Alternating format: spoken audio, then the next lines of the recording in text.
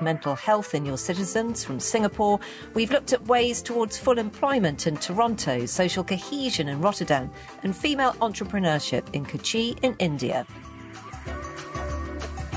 We want day-to-day life in our perfect city to be a pleasant experience, but it's not always easy. Cities are full of annoyances.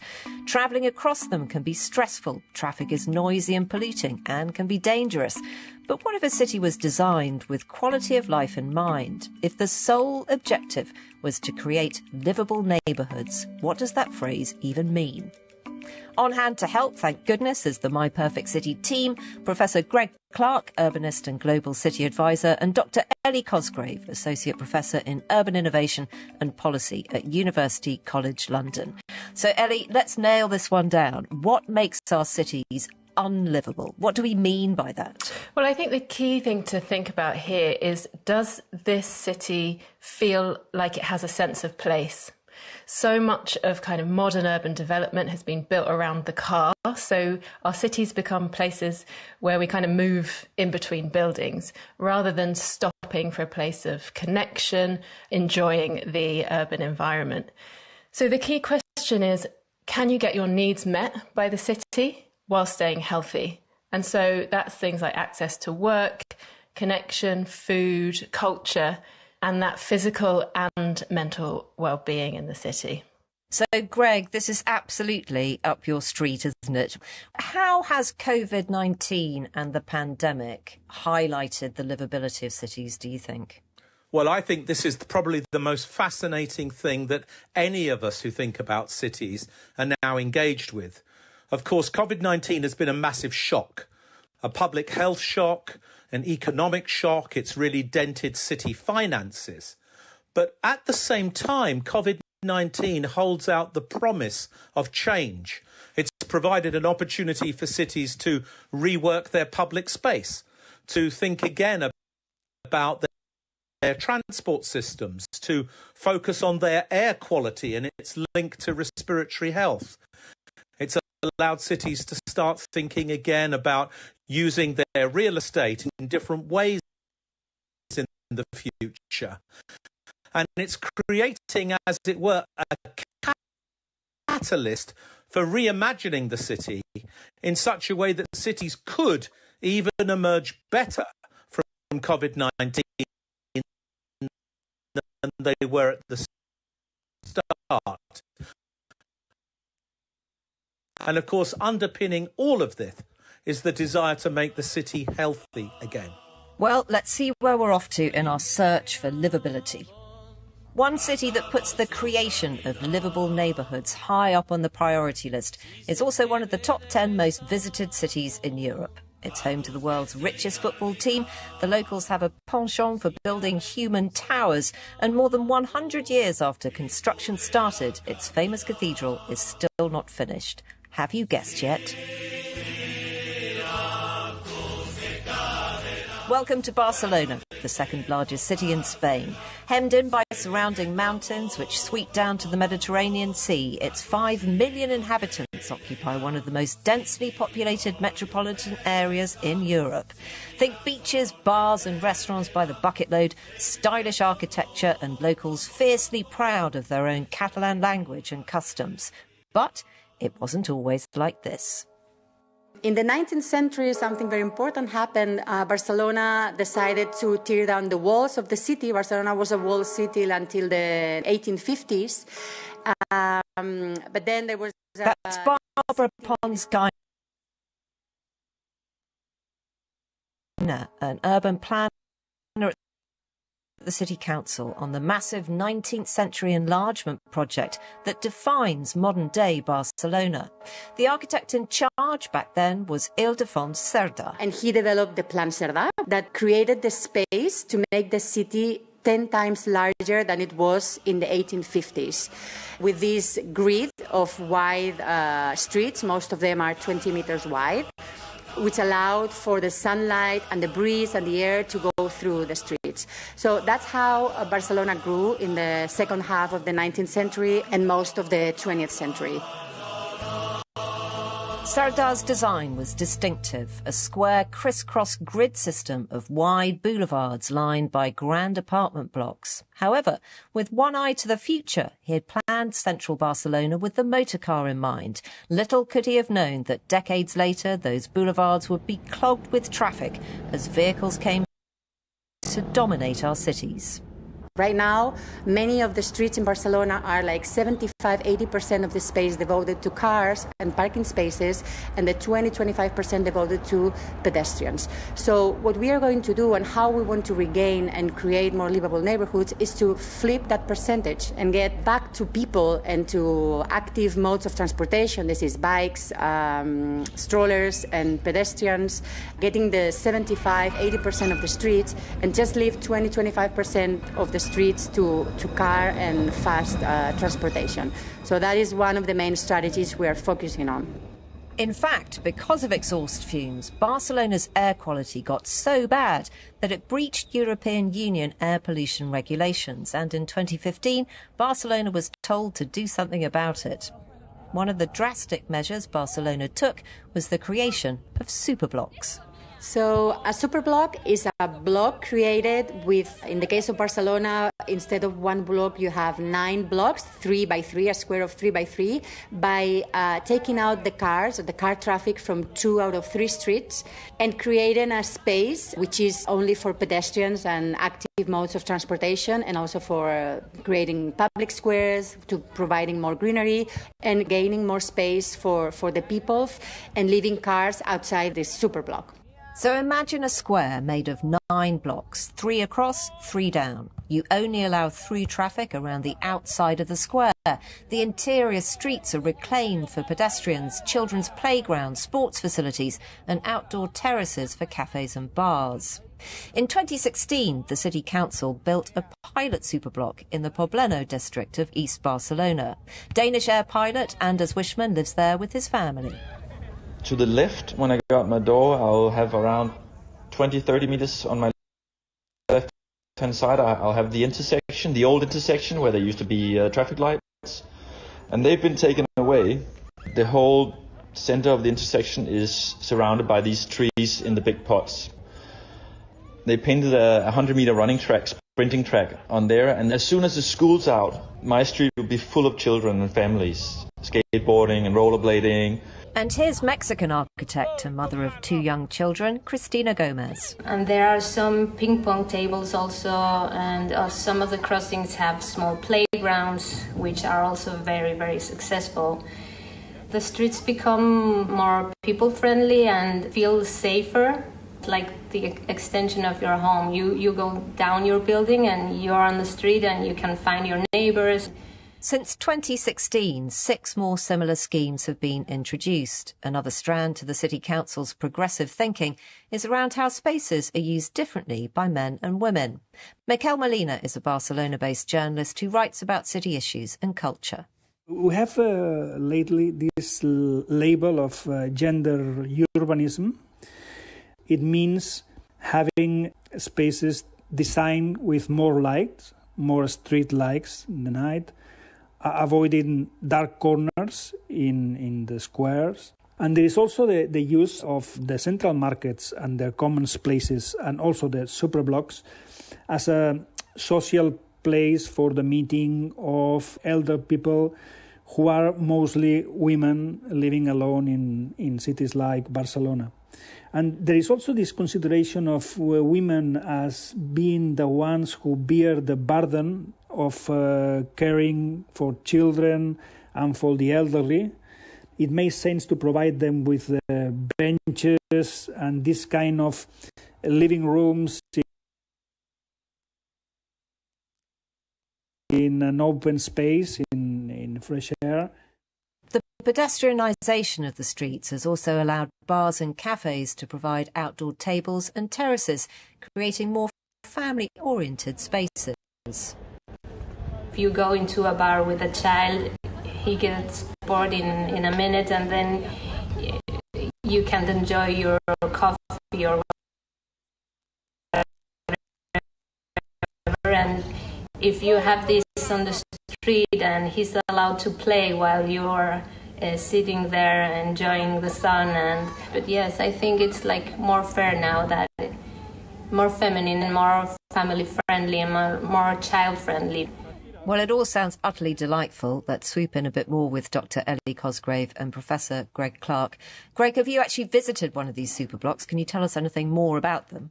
Yes, Fee, I have. And, of course, in Barcelona, they're at different stages of development, much more public space, a shift, if you like, from what we might call roadkill to street life, and a focus very much on animating this released public space for use by families, for use by creatives and individuals, for sports and for other things. A much more lively set of streets, reduction of cars and therefore of all the dangers that go with cars, but also, of course, improvements in the environment. So what makes Barcelona's model so different and more innovative than other cities who are building tower blocks? When the Catalan people built Barcelona in the Middle Ages, they created it around parishes. Each parish had its own church and it also had its own marketplace.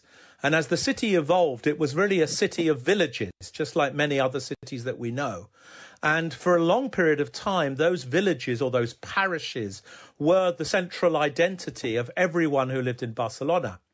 In the last 20 years, as the city has grown rapidly following the Olympic Games and the influx of tourism, some of that has been lost. And part of the agenda of this Superblocks approach is to reimagine those parishes, those villages, those marketplaces, and give them a kind of new prominence in the local life of people, as it were, restoring this idea of local identity and the activities that happen at the neighbourhood level. Ellie, what do the Superblocks do for you? The 15-minute city is a really simple concept to just say that within your neighbourhood, your basic needs should be met, say 15 minutes away. And this is something that is on trend as a concept throughout cities across the world today. But the Superblocks idea is a really practical example of how cities can make this work in reality. And I'm broadly really supportive and happy to see what's going on there, as we have talked about the placemaking as a central strategy, the development and unlocking of this vibrancy of people on the street. We often use the word eyes on the street rather than traditionally being relegated to the car and driving through. Actually, once we have eyes on the street, we often feel a greater sense of safety and connection and community. But also we see that this approach seems to have inclusivity at its heart. When we focus on high quality public spaces where we don't have to pay by buying something in order to have a place to rest and have fun and connect with one another.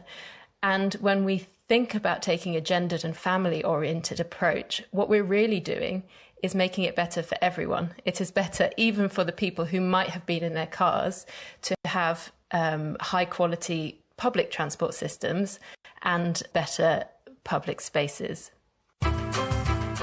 You're listening to My Perfect City on the BBC World Service. This is the last show in the current series, which has built an imaginary city using the really good, stress-tested bits and pieces from others.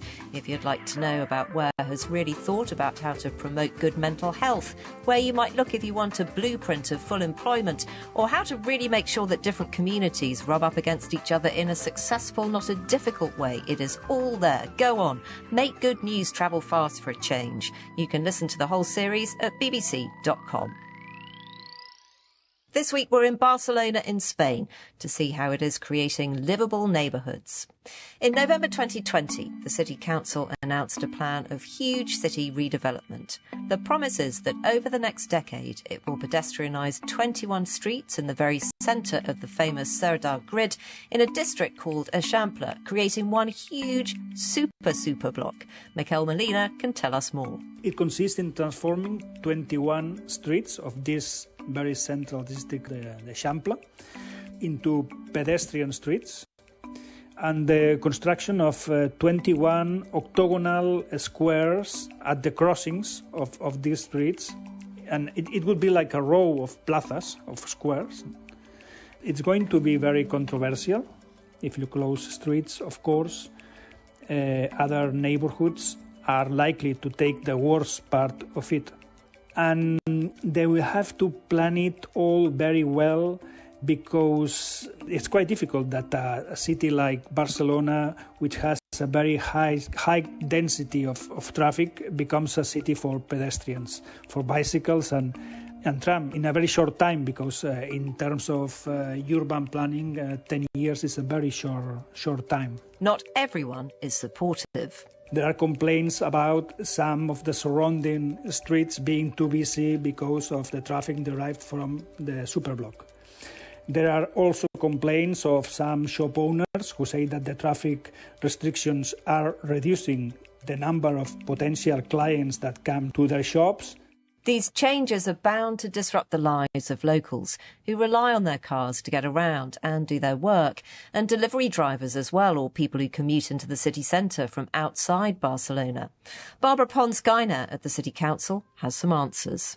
Yeah, there's different groups of critics. Some critics are people that live in the metropolitan area around Barcelona that come either for visiting or working with their cars. And of course, now it's really comfortable. They can get to their places with their own private car. So they are ones that critique how are we going to be moving around the city. And that's one of the criticism, but it has an easy answer. We are also working in parallel to this superblock strategy to having these parking areas around the city and then well connected to public transportation, and that's something that's going to be also improved in the next years. Park and Ride is one part of a big public transport initiative that includes extending tram and metro lines, plus rental schemes for e-bikes and e-scooters. Underground car parks would be used as hubs for delivery companies to distribute to cycle couriers. But what about the people who live on the streets where all the traffic is going to be redirected to? And also we think the near future, and it's going to happen really fast, cars are not going to be so polluting both the air or the noise, polluting with the noise pollution. So we hope that's not going to be really a problem. Well, still with us and listening to that are urbanists Ellie Cosgrave and Greg Clark. Ellie, tell us a bit more about who you see the winners and losers to be here. I mean, it must be incredibly difficult, even if you're being promised cleaner air and better livability. If you think you're going to lose your job because of all of these changes, how are you meant to feel positive? Yeah, I think there is a huge difficulty, because essentially what is happening is that people who have existing rights, for example, to use their car and pollute, that's going to be taken away.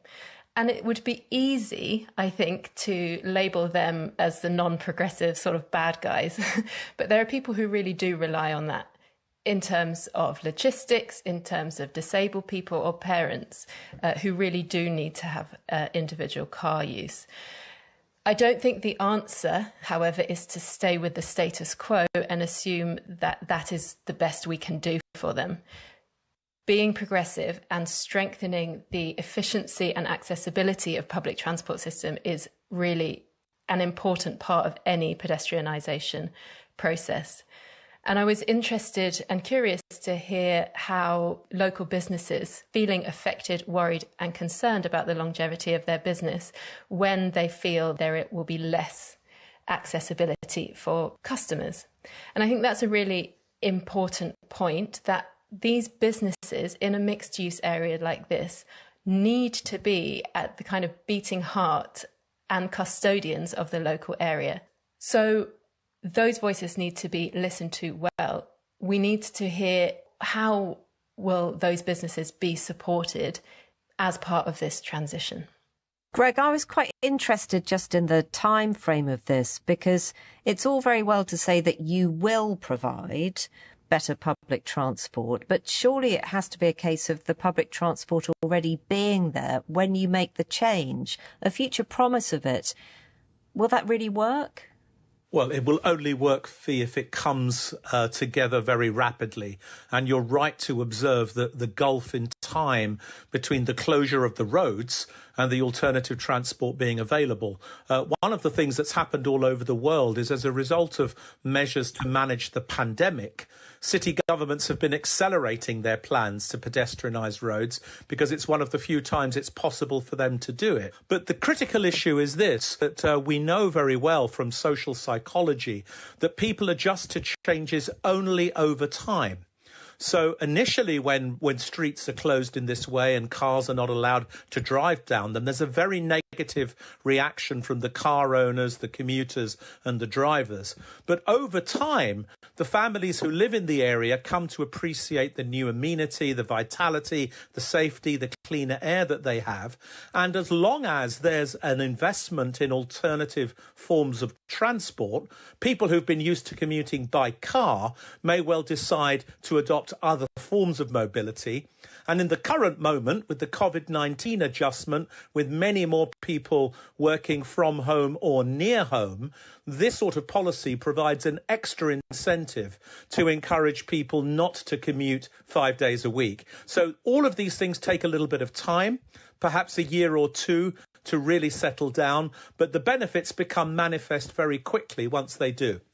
Well, our big question is about Barcelona, and it is simply, does Barcelona's livable neighbourhoods approach go into our perfect city? It is time to take a little bit of a vote. First of all, we asked Anders, our Danish airline pilot, how he would vote, and then our Mexican mother, Christina. For us, I mean, it's my dream city. You know, we sacrifice not being close to our old friends and not being close to our parents, especially with kids now, not being close to their grandparents. We sacrifice all that for Barcelona, to live in Barcelona. So yes, definitely. The changes they are doing here, I really like them. Yeah, it's a yes. Yeah.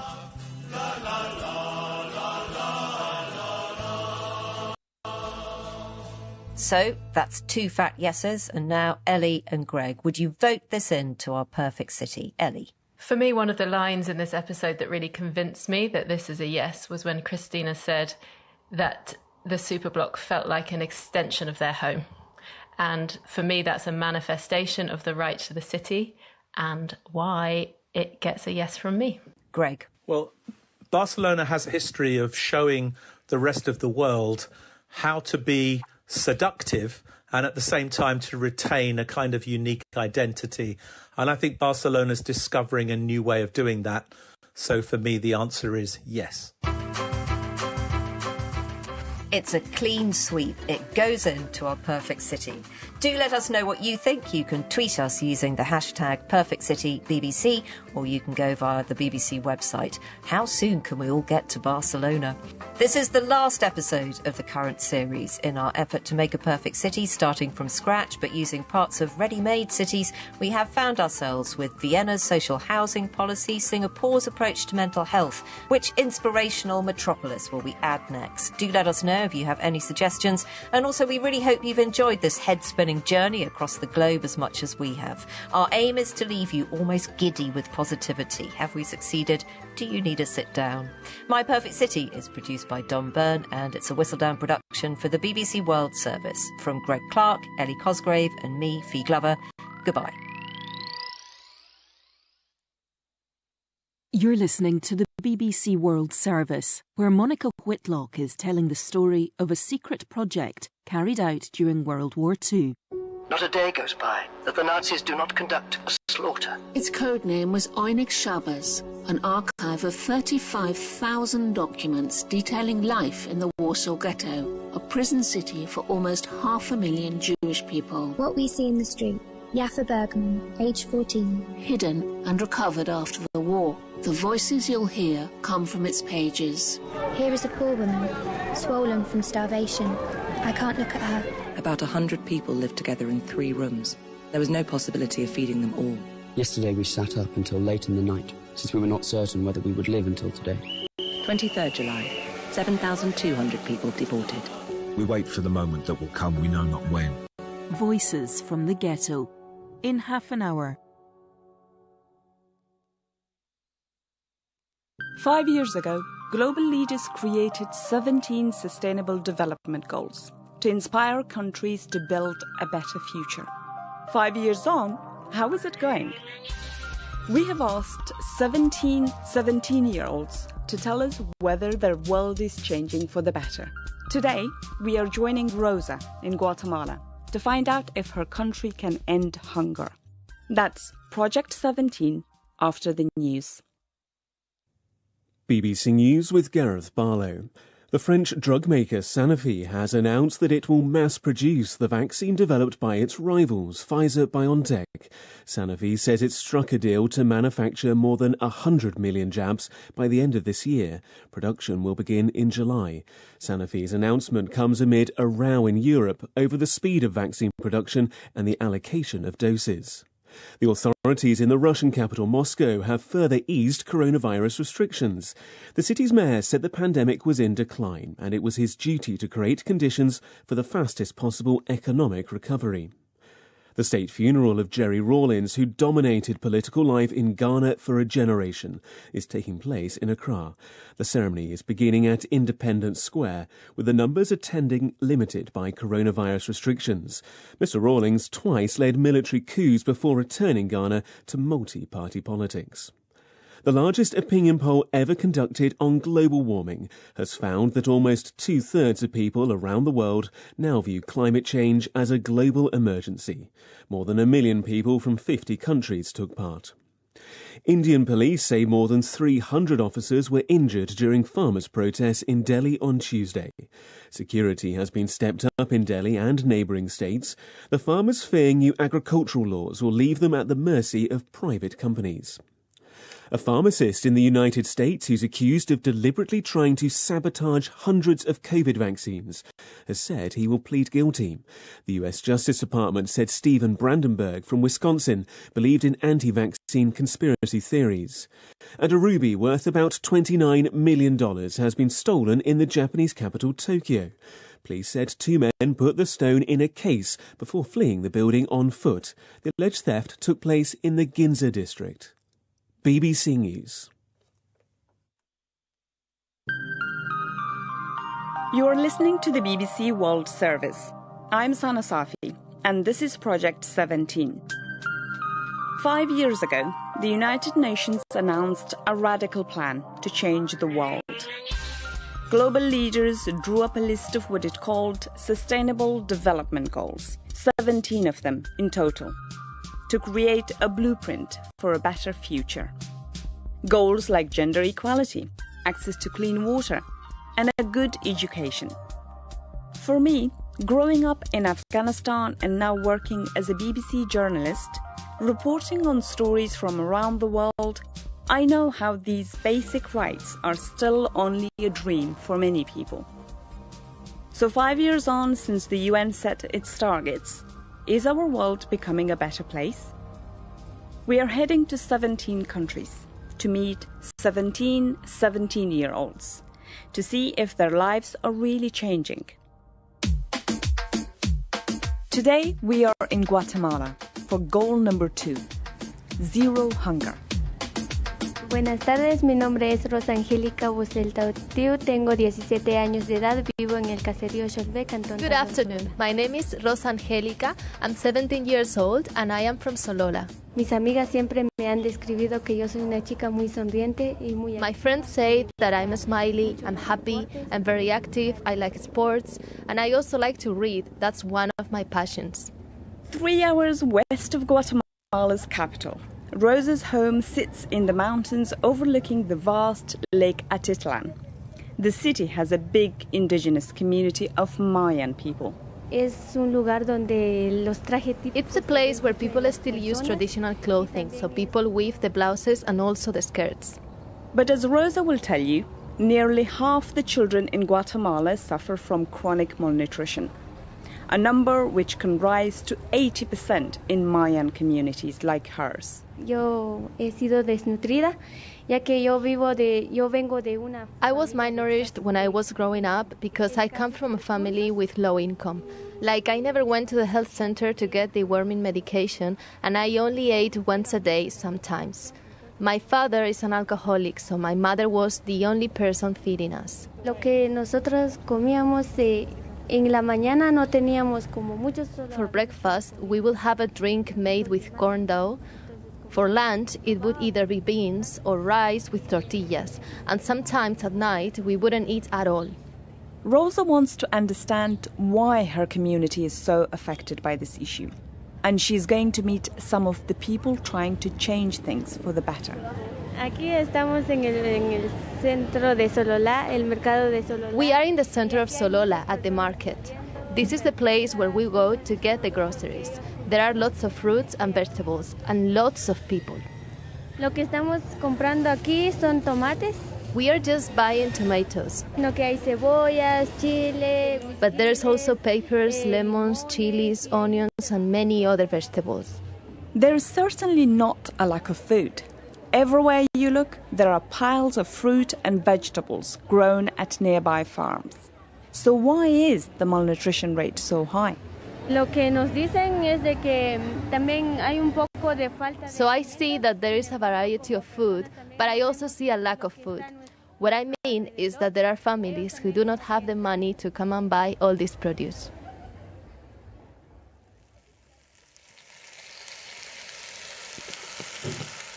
At their home, Rosa and her mom cook lunch. Lo que vamos a cocinar para el almuerzo es el... We are going to cook chorizo, make rice and drinks. Rosa's mother, Isabel, speaks the indigenous language Kachakil. I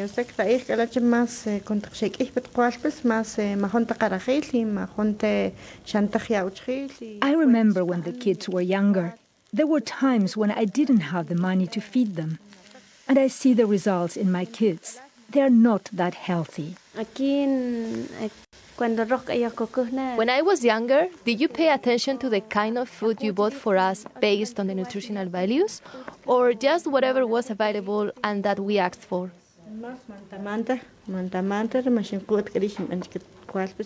At the time, I just bought whatever was available at the stores. I wasn't paying attention to what I was buying.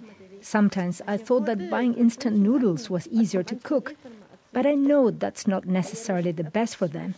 And sometimes we would also buy sodas because they are just really easy to serve. Now I see the mistakes I made. It's too late now to go back in time to change what I did with my children, but I have made the changes in our diet so we can stay healthy. A few years ago, Rosa was given a scholarship to continue her schooling with the charity Maya. There, both her and her family were taught about nutrition. Pues lo que yo quiero decirle a mi mamá es de que ella es una mujer muy fuerte. I just want to tell my mom I admire her strength, and I know she didn't know that many things before, but I can see that her eyes are opening and she's making changes not only here in our family, but she's also sharing the information she's learned with the rest of the community. In a nearby village, Karen from the non-profit group Wukokawak, also known as the Maya Health Alliance, is carrying out a health visit with 5-year-old Carlitas. Rosa's come to see how it works.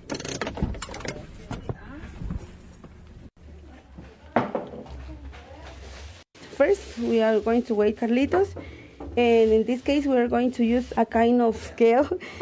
We have to hang it because he cannot stand up by himself yet.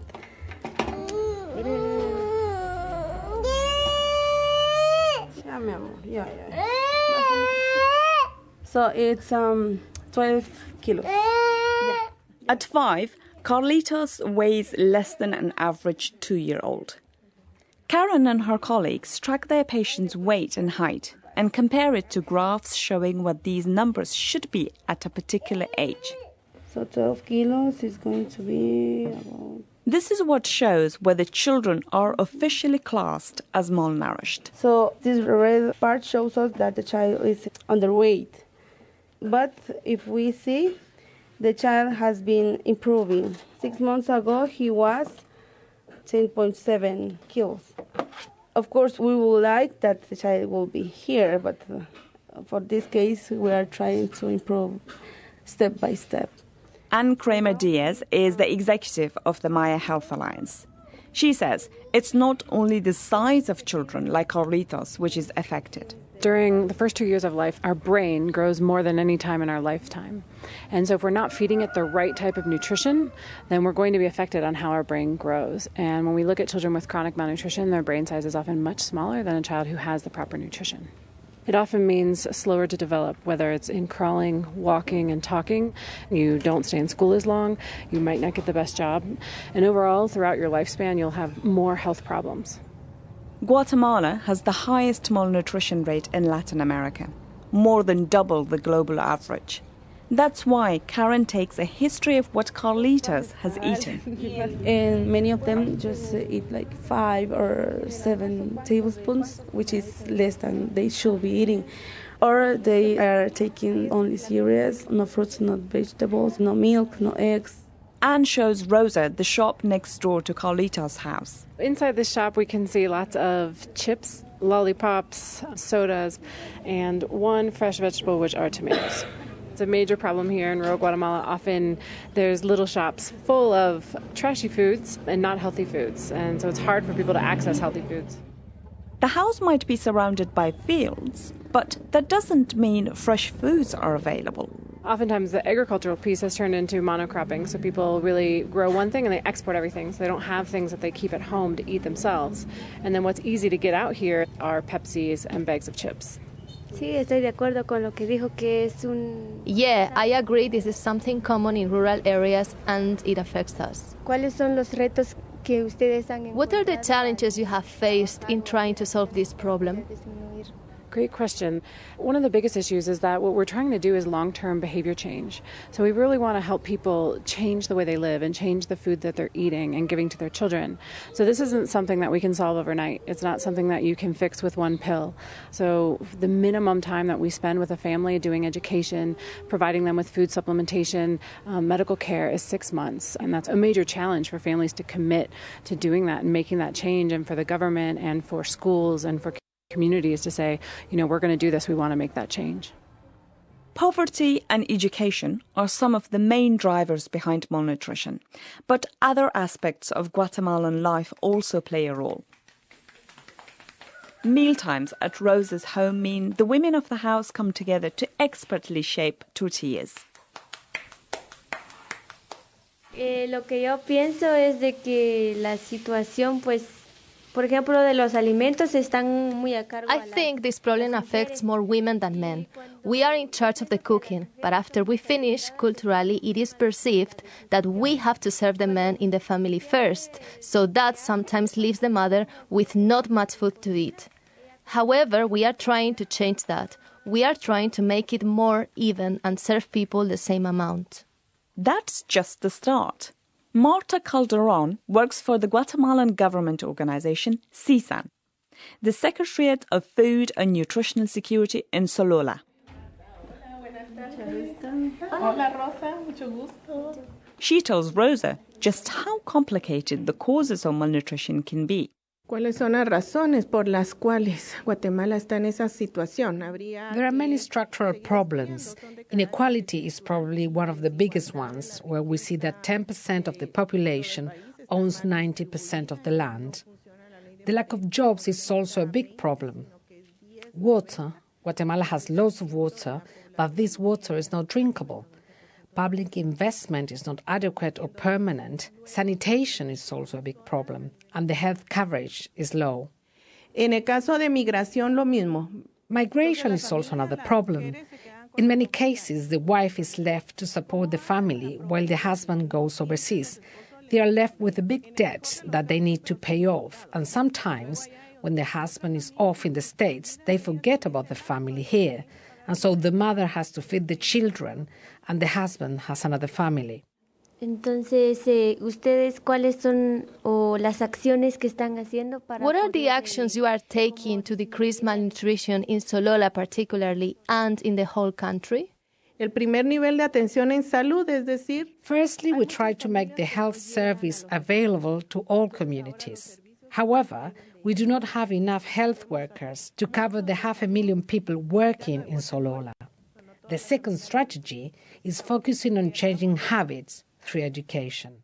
Marta says, despite her best efforts, CISAN's work has only been able to permanently change the situation for a few families. It's a hard thing for Rosa to hear. Me hizo sentir un poco confundida porque hay algunos datos que yo no sé. I feel confused and overwhelmed by a lot of information. But at the same time, I feel proud of all the work they are doing to solve this problem, in particular here in Solola. And I also think a lot about the changes we need to make in order to help out. But I also feel worried because there are lots of experts working to solve this problem and we are not listening to them. We are taught about making better choices about our nutrition, but when we see junk food, we just go and buy it. And so I think the community needs to put in practice what they learn. Because the causes of malnutrition can be so complicated, more and more organizations are combining projects to fight it more effectively. Rosa is on her way to visit some initiatives which focus on helping the country produce more healthy food in the first place. Para mí la agricultura es muy importante ya que es un... Agriculture is very important for us. Many families support themselves with agriculture to eat and earn money. It's also a work that we got from our ancestors, so it's very important in our daily lives.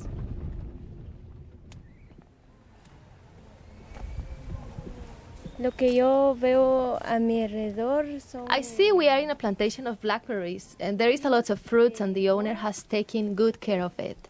The charity, Care International, helps farmers like Marcelino, who owns this land, to improve his production. He has received advice about how to manage insects and how to improve the amount of fruit his plants produce. Sí, entonces esta es mi plantación una. On the other side, I'm starting a new plantation. As you can see, I have corn and coffee between the rows, so I can take advantage of the space I have. Sinceramente, limpiar bien. Good agricultural practices include keeping the land clean. When we start to harvest, we know that the baskets need to be clean and we need to have a good packaging for our products. Bueno, yo he visto que en mi comunidad sale mucho productos, sin embargo los... So I've seen that a lot of produce leaves my community. The best quality is taken to the capital city. I don't like this because I think all parts of Guatemala should be eating good quality fruits, but many times the best goes out. So us who work in the fields do not eat the best quality of what we grow. ¿Cómo la exportación afecta? How do you think exporting our products affects our communities? Porque lo que ellos buscan. So I think the main thing is to get the biggest price for the produce because we need to support our families. So the focus is on getting as much as we can from our production. ¿Cómo la inseguridad del cambio climático puede afectar? How does the insecurity of climate change affect your work? Este es uno de los problemas bien serios aquí. Climate change is a big problem because here we only get rain 4 months during the year. I grow some plants that help keep the moisture, but that does not last that long. We see that after the water is gone, the fruits get smaller. They don't grow as big anymore, so it's a big problem here. Parts of Guatemala are in the so-called dry corridor, which crosses Central America. These areas are particularly prone to drought and changing weather conditions.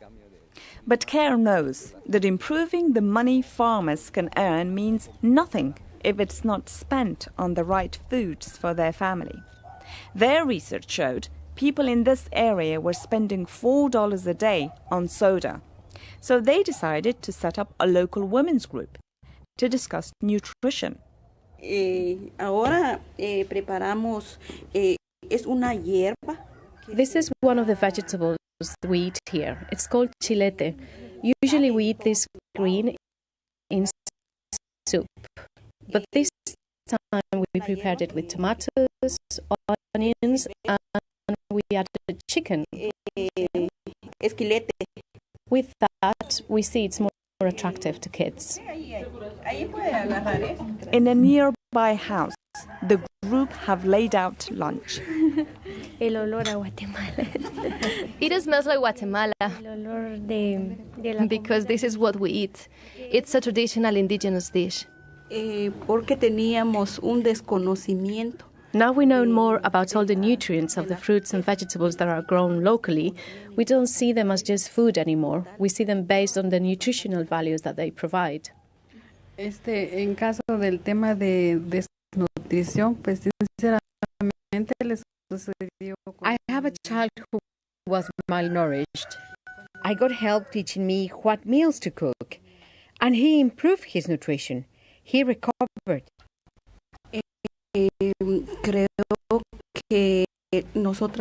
I think the lack of knowledge came from not discussing it with our families. Our parents never talked to us about nutrition, which is focused on being full and not really on nourishing our bodies. And also there's no focus on education in this area from the government. Now that you have more knowledge about nutrition, is there any plan to help other women learn about these things? Nuestras participantes cada mes hacemos una charla. So every month we have a workshop here with our group. Sometimes the participant is a daughter-in-law, so they share the ideas they learn here with their mother-in-law and the rest of their family. And now we are working with schools to share ideas with them. CARE says combining these two projects has reduced malnutrition in the area by 10%. Maya Health Alliance, who Rosa met earlier, have also started new projects to help long-term change. On some of their home visits, you can see small kitchen gardens with beetroot, carrots and broccoli starting to grow. They are growing these gardens, but who gives them the seeds? Do they buy them or are they given to them? We provide them the seeds and everything that they need to start up their garden, and then provide them the help with learning how to save their seeds and continue their garden in the future. Sí, me gustaría, y sí lo tenemos también. Mi abuelita sí lo. I would like to have something like this. In fact, my grandmother is planting her garden from seeds that she's been given, and when we need vegetables, we go to her garden. It makes me happy to see the families are accepting this support and they are getting the knowledge to help their children. I think it will bring change to the country. The question is, how much change is really possible? Maria Claudia Santizo is a nutritionist with UNICEF, the children's organization associated with the United Nations. They set the Sustainable Development Goal of Zero Hunger by the year 2030. What would success in that goal look like? It's to reduce malnutrition to 50%. 50% of what the percentage is set right now. The goal set to reduce malnourishment by 2030, is that possible? For Guatemala, it is not possible because historically the reduction of chronic malnutrition has been very, very slow. Even though it has been a political priority during the last 10 or 15 years, it has not had continuity between governments. This means that every 4 years that we have a change in government,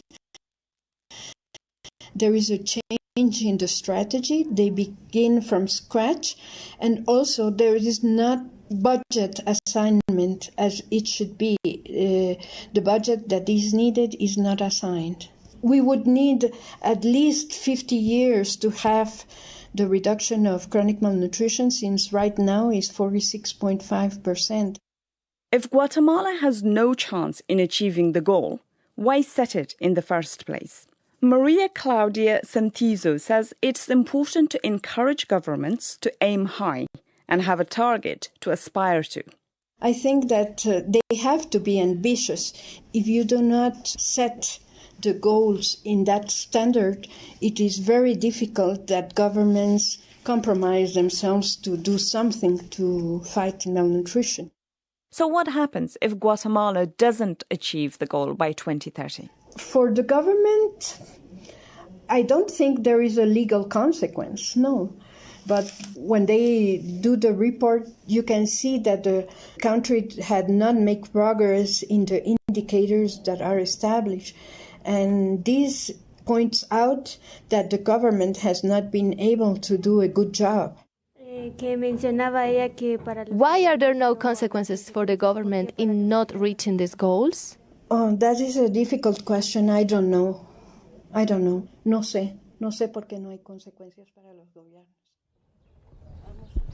Yo siento que estoy preocupada y también causa un poco también de enojo porque it makes me a little bit angry to hear and to think that there are a lot of organizations working to solve this problem and the government is not coming up with the right strategies to solve this problem, especially not investing in it. And also, it's very worrisome to me that the government faces no consequences for not reaching these goals, because it affects so many people. Because if the problem starts with the government, it will be difficult to solve it if they do nothing. At the time of recording, a new government was about to come into power in Guatemala. So what plans do they have to tackle malnutrition? Rosa calls the capital to talk to Hugo Monroy, who was appointed Guatemala's health minister. This malnourishment problem in Guatemala is a problem that has shamed us for many years. I think the problem has been the lack of coordination among all the institutions involved. So we've already started to set up efforts with the private sector so we don't repeat the same actions. Adicionalmente, we want to focus on reducing the current percentage of malnutrition during our 4 years in office by 4.8%. But that does not mean that in the following years we will not increase those numbers. So we think that we will be able to overcome those goals. Yo tengo una pregunta de que si el gobierno se compromete. How much funding will you be willing to invest to solve this issue? Se invierte 2.1% anual por el gobierno. Currently, the government is investing around 2% of the GDP into health.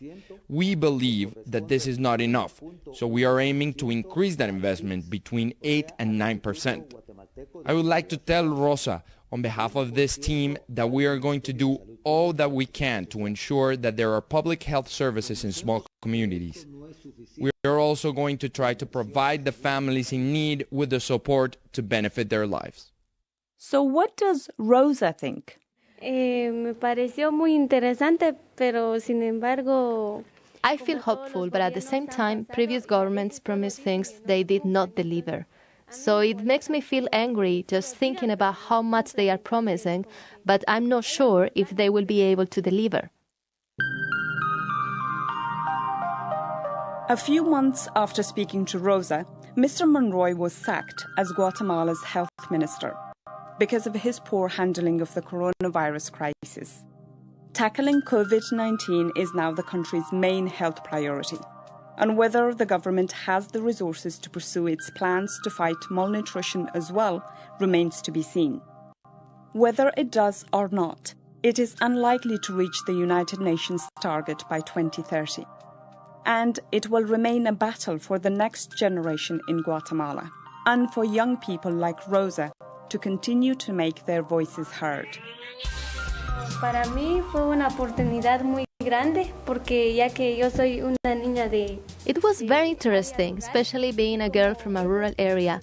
We usually don't get the chance to talk to people in office, politicians, so it was a big opportunity. And at the school they focus a lot on being a voice, so I feel that today I used my voice. That was our guide, Rosa Angelica. Next week, we will be in Kenya for goal number 3, good health and well-being. This episode of Project 17 was produced by Kate Lamble. I'm Sana Safi. This program was made in partnership with the Open University.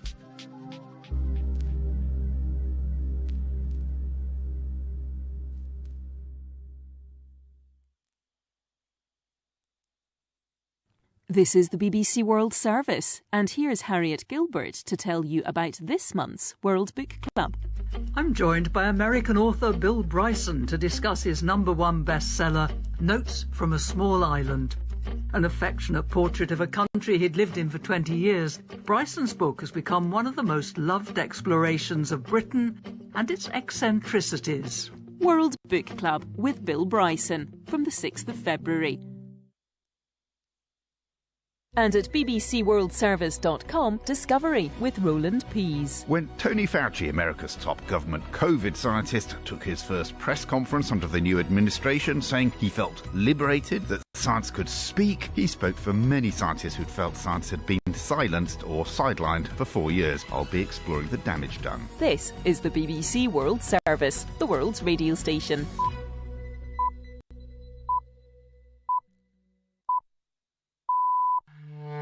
May the treasure fall into good hands. May it alarm and alert the world to what happened and what was played out in the 20th century. Coming up after the news, we're in Warsaw to explore a secret archive buried under the wartime Jewish ghetto. Through the jungle of stone walls, our steps called out to each other, like melancholy birds. Day 4 of the action. The resistance is growing. The chronicle gallops. June 1941. Jewish children are now learning about Warsaw from pictures. The walls prevent them from seeing the original.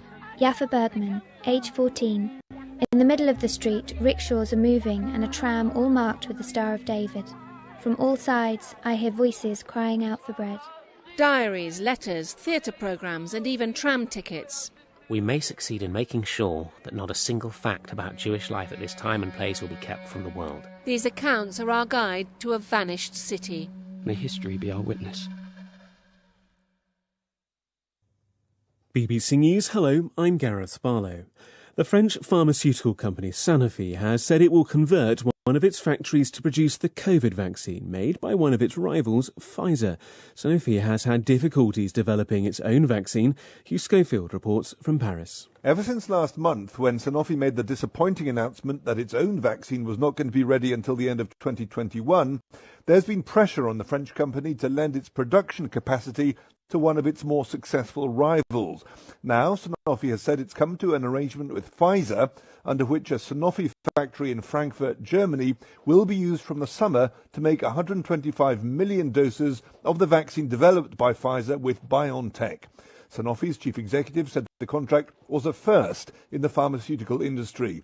Sanofi's announcement comes amid a row in Europe over the speed of vaccine production and the allocation of doses. The pharmaceutical industry said it's facing an unprecedented challenge. A spokeswoman for producers in Europe told the BBC it was essential that politicians didn't impose restrictions on global supply chains. Outlining the scale of the challenge, she said coronavirus jabs orders stood at 10 billion, dwarfing the demand for seasonal flu vaccines. A pharmacist in Wisconsin in the United States, who's accused of deliberately trying to sabotage hundreds of COVID-19 vaccines, has said he will plead guilty. Simon Ponsford has the details. The US Justice Department said Stephen Brandenburg, a 46-year-old hospital pharmacist, believed in anti-vaccine conspiracy theories. It said he was particularly sceptical about Moderna's coronavirus jab and wanted to ruin its effect. The doses need to be stored at fridge temperature before they're injected. But during night shifts on Christmas Eve and Christmas Day last year, the pharmacist is accused of deliberately taking them out of the fridge for several hours so they would spoil, then returning them later. The Justice Department said 57 people had received the affected doses before his conduct was discovered. A new report by the Afghan Human Rights Commission says more civilians were killed last year than in 2019, despite a deal between the United States and the Taliban and the beginning of a peace process. With more details, here's Secunda Kamani. According to figures from Afghanistan's Independent Human Rights Commission, 2,958 civilians were killed last year, a rise of more than 100 deaths from the previous year. Fewer civilians were injured, however, largely because of a change in tactics by the militants. Instead of huge suicide bombings in cities, they've been carrying out targeted assassinations, with activists, journalists and government officials amongst the victims. The Taliban are suspected of being responsible for most of the attacks, though they claim not to target civilians. This is the World News from the BBC. The state funeral of Jerry Rawlings, who dominated political life in Ghana for a generation, has taken place in the capital, Accra. The ceremony is beginning at Independence Square, with the numbers attending limited by coronavirus restrictions. During a turbulent career, Mr. Rawlings twice led military coups and executed 3 of his predecessors. He later returned Ghana to multi-party politics and won elections. Police in the Indian capital Delhi say they've now detained more than 200 people in connection with the violence during a protest by farmers on Tuesday. The demonstration against the new farm laws, which was designed to coincide with India's Republic Day celebrations, turned violent after some protesters deviated from previously agreed routes. In some places, the farmers broke through barricades. Scientists in Greece have found a rare fossilized tree whose roots and branches are intact after 20 million years. It was found during roadworks near an ancient petrified forest on the Mediterranean island of Lesbos. Electra Naismith reports. The Petrified Forest of Lesbos is one of the world's most important natural heritage sites. It was created when intense volcanic activity buried the area in lava, preserving a subtropical ecosystem over an area of 15,000 hectares. Scientists began excavating the site about 25 years ago, but they say they've never made a find like this. The 19-metre-long tree is perfectly preserved, its many roots and branches an ecological treasure trove. The scientists hope it will help them find out much more about the forest and reconstruct an ecosystem that existed some 20 million years ago. The largest opinion poll ever conducted on global warming has found almost 2/3 of people around the world view climate change as a global emergency. Nearly 60% supported urgent action, though fewer than 1/3 of respondents favoured a switch to a plant-based diet. BBC News. Now on the BBC World Service, Voices from the Ghetto. Monica Whitlock explores a unique body of testimony detailing the death and life of the infamous Warsaw Ghetto. Here, Warsaw, my Warsaw. For me, you are dead. There are no sound recordings of the ghetto and few films. The voices you hear are read from the faded and stained pages of the archive. 22nd July, Wednesday. Drizzle. 6,250 people deported. 23rd July, 7,200 people deported. 35,000 documents buried secretly under the ghetto even as it was being destroyed.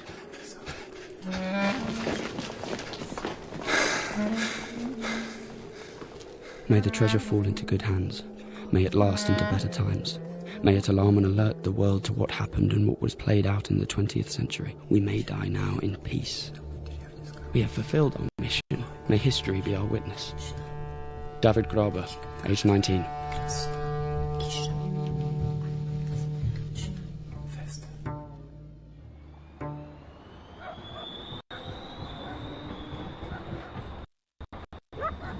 This is a quiet place now by this high wall, rough red bricks with crumbly mortar, Shenna Street. On the other side I can see the glassy blue tower of the Intercontinental Hotel and Warsaw's latest shopping centre. There are marigolds planted here in neat rows, children playing in the courtyard. And it's hard to imagine that from 1940 to 1942 this peaceful spot was the wall of a prison city.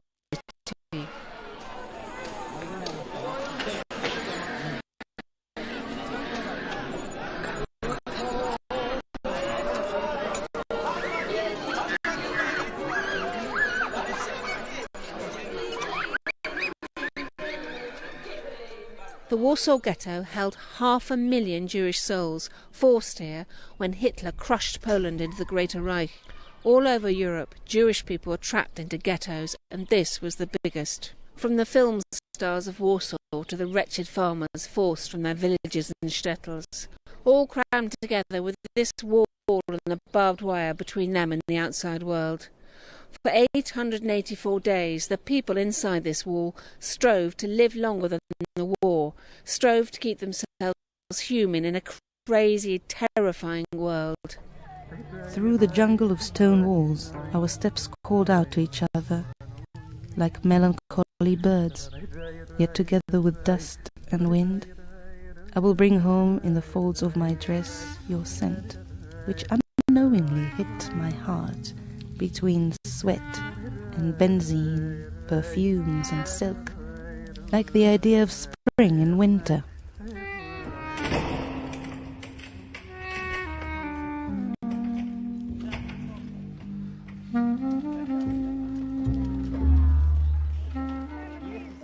How do people who want to know, want to identify, explore a place and a time that no longer exists?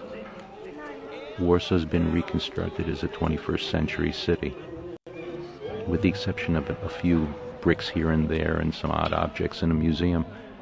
What's left? What is left are the words, the stories. Stanislav Ozowski. We do not plan weeks, months and years. We wait for the moment that will come, we know not when. We survive. We survive outside time. I was given Little Dorrit for my 10th birthday. I read it and I felt that Little Dorrit and me were sisters. She lived in the Marshalsea prison with her father, but she was free to go out. I wasn't.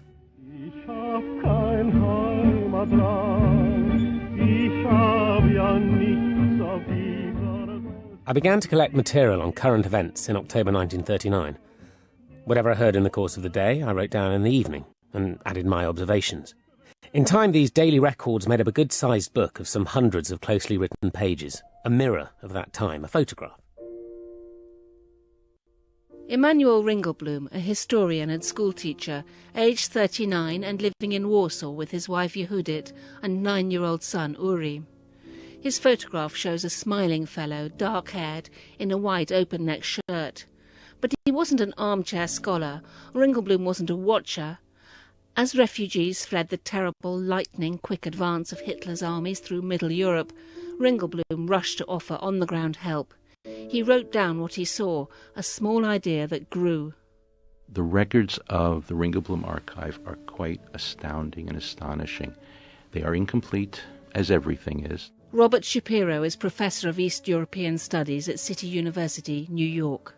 But if we look at the accumulation of the details, we get a sense of wonder of how people lived in a time of catastrophe. Like a man or a woman on a desert island who has a bottle, puts a message in the bottle, seals it as best he or she can, tosses it into the ocean and hopes years from now someone will get it and they will respond somehow.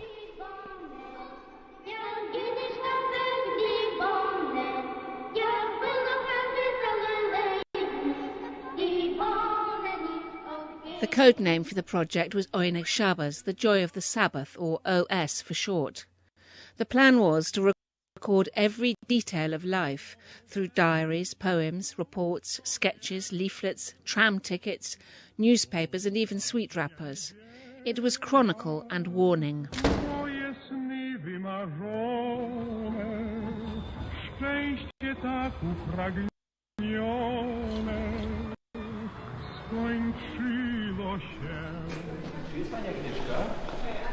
The Jewish Historical Institute, stone floors, grey paint. So let's go first to the exhibition. Pavel Spivak is the director, head of a team that's still working with the OS archive even now. Only a tiny part has been translated into English. The originals are kept here, in metal strong rooms in the cellar. It's a real place, part of the ghetto, which survived the war. Now it is called Bankowy Square. And in this place, the people from Oyneg Shabbos, they were working just in this building. Here on the opposite side was the Great Synagogue. It was blown up after the uprising in ghetto in 1943, and fire came here and destroyed the floor here. June 1941. Jewish children are now learning about Warsaw from pictures. The walls prevent them from seeing the original. Here is the picture of Ringelblum. He was a historian who graduated from Warsaw University, and he was also social activist in the party called Poale Sion, very left-wing Marxist Zionistic group. Thanks to his political and social activity, he was able to find enough people who was able to trust. It was very important to trust the people. Many new truths have emerged for us, some of them quite painful. Deep shocks that have undermined our faith in humanity and our belief in truths which have been the credo for generations. Because this building was also the building of the social services for the ghetto. They were using this place also because they were able to hide the documents into the, normal work of the social services. Each day differed from its predecessor. It was like a motion picture in which a series of still shots are run together in a rapid sequence. It's been important to seize each day's development while it was still fresh and pulsing, because each day was like a decade in ordinary times. From the very beginning, he knew that the situation of the Jews is absolutely unique without comparison, and it is the most difficult time of the life of his nation. It was absolutely obvious for him. Perhaps, of course, in the beginning of the 40 and 41, they were not able to predict how it will end. The General Staff has issued the following communique, number 1, at 6:15 p.m.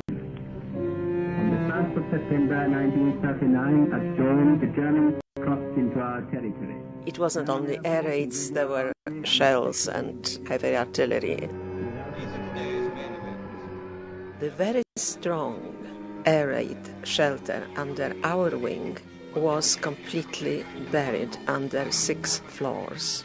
It came out of a clear sky. The German Air Force, outnumbering the Poles by many... German planes dropped 600 tons of bombs on Warsaw. And no protection from the terror that rained down from the sky.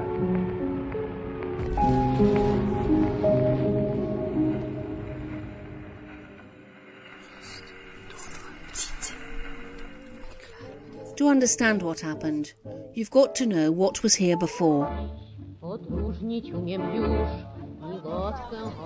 Warsaw, they'd called it the Paris of the East, a great European metropolis full of nations and peoples and languages. Tourists marvelled at the Art Deco skyscraper, loved the nightclubs. The songs of the Electro Sirena record company filled dance halls far beyond Poland. This is I Hardly Know You, sung by Mieczysław Fogg. It was a hit that summer. Of the 1 million people in Warsaw, 1 in 3 was Jewish, making this the capital of the greatest concentration of Jewish humanity in Europe. It was a rich, complex community, loud with debate. Side by side you'd find religious tradition and reform, ancient libraries and firebrand tracts. There were political parties of all colours, left, right, Zionist, communist. There were people who upped sticks for America or Palestine, and people who'd never say goodbye to Warsaw. Which language should we speak, Yiddish or Polish? What's best for our children? What should we believe? Who are we?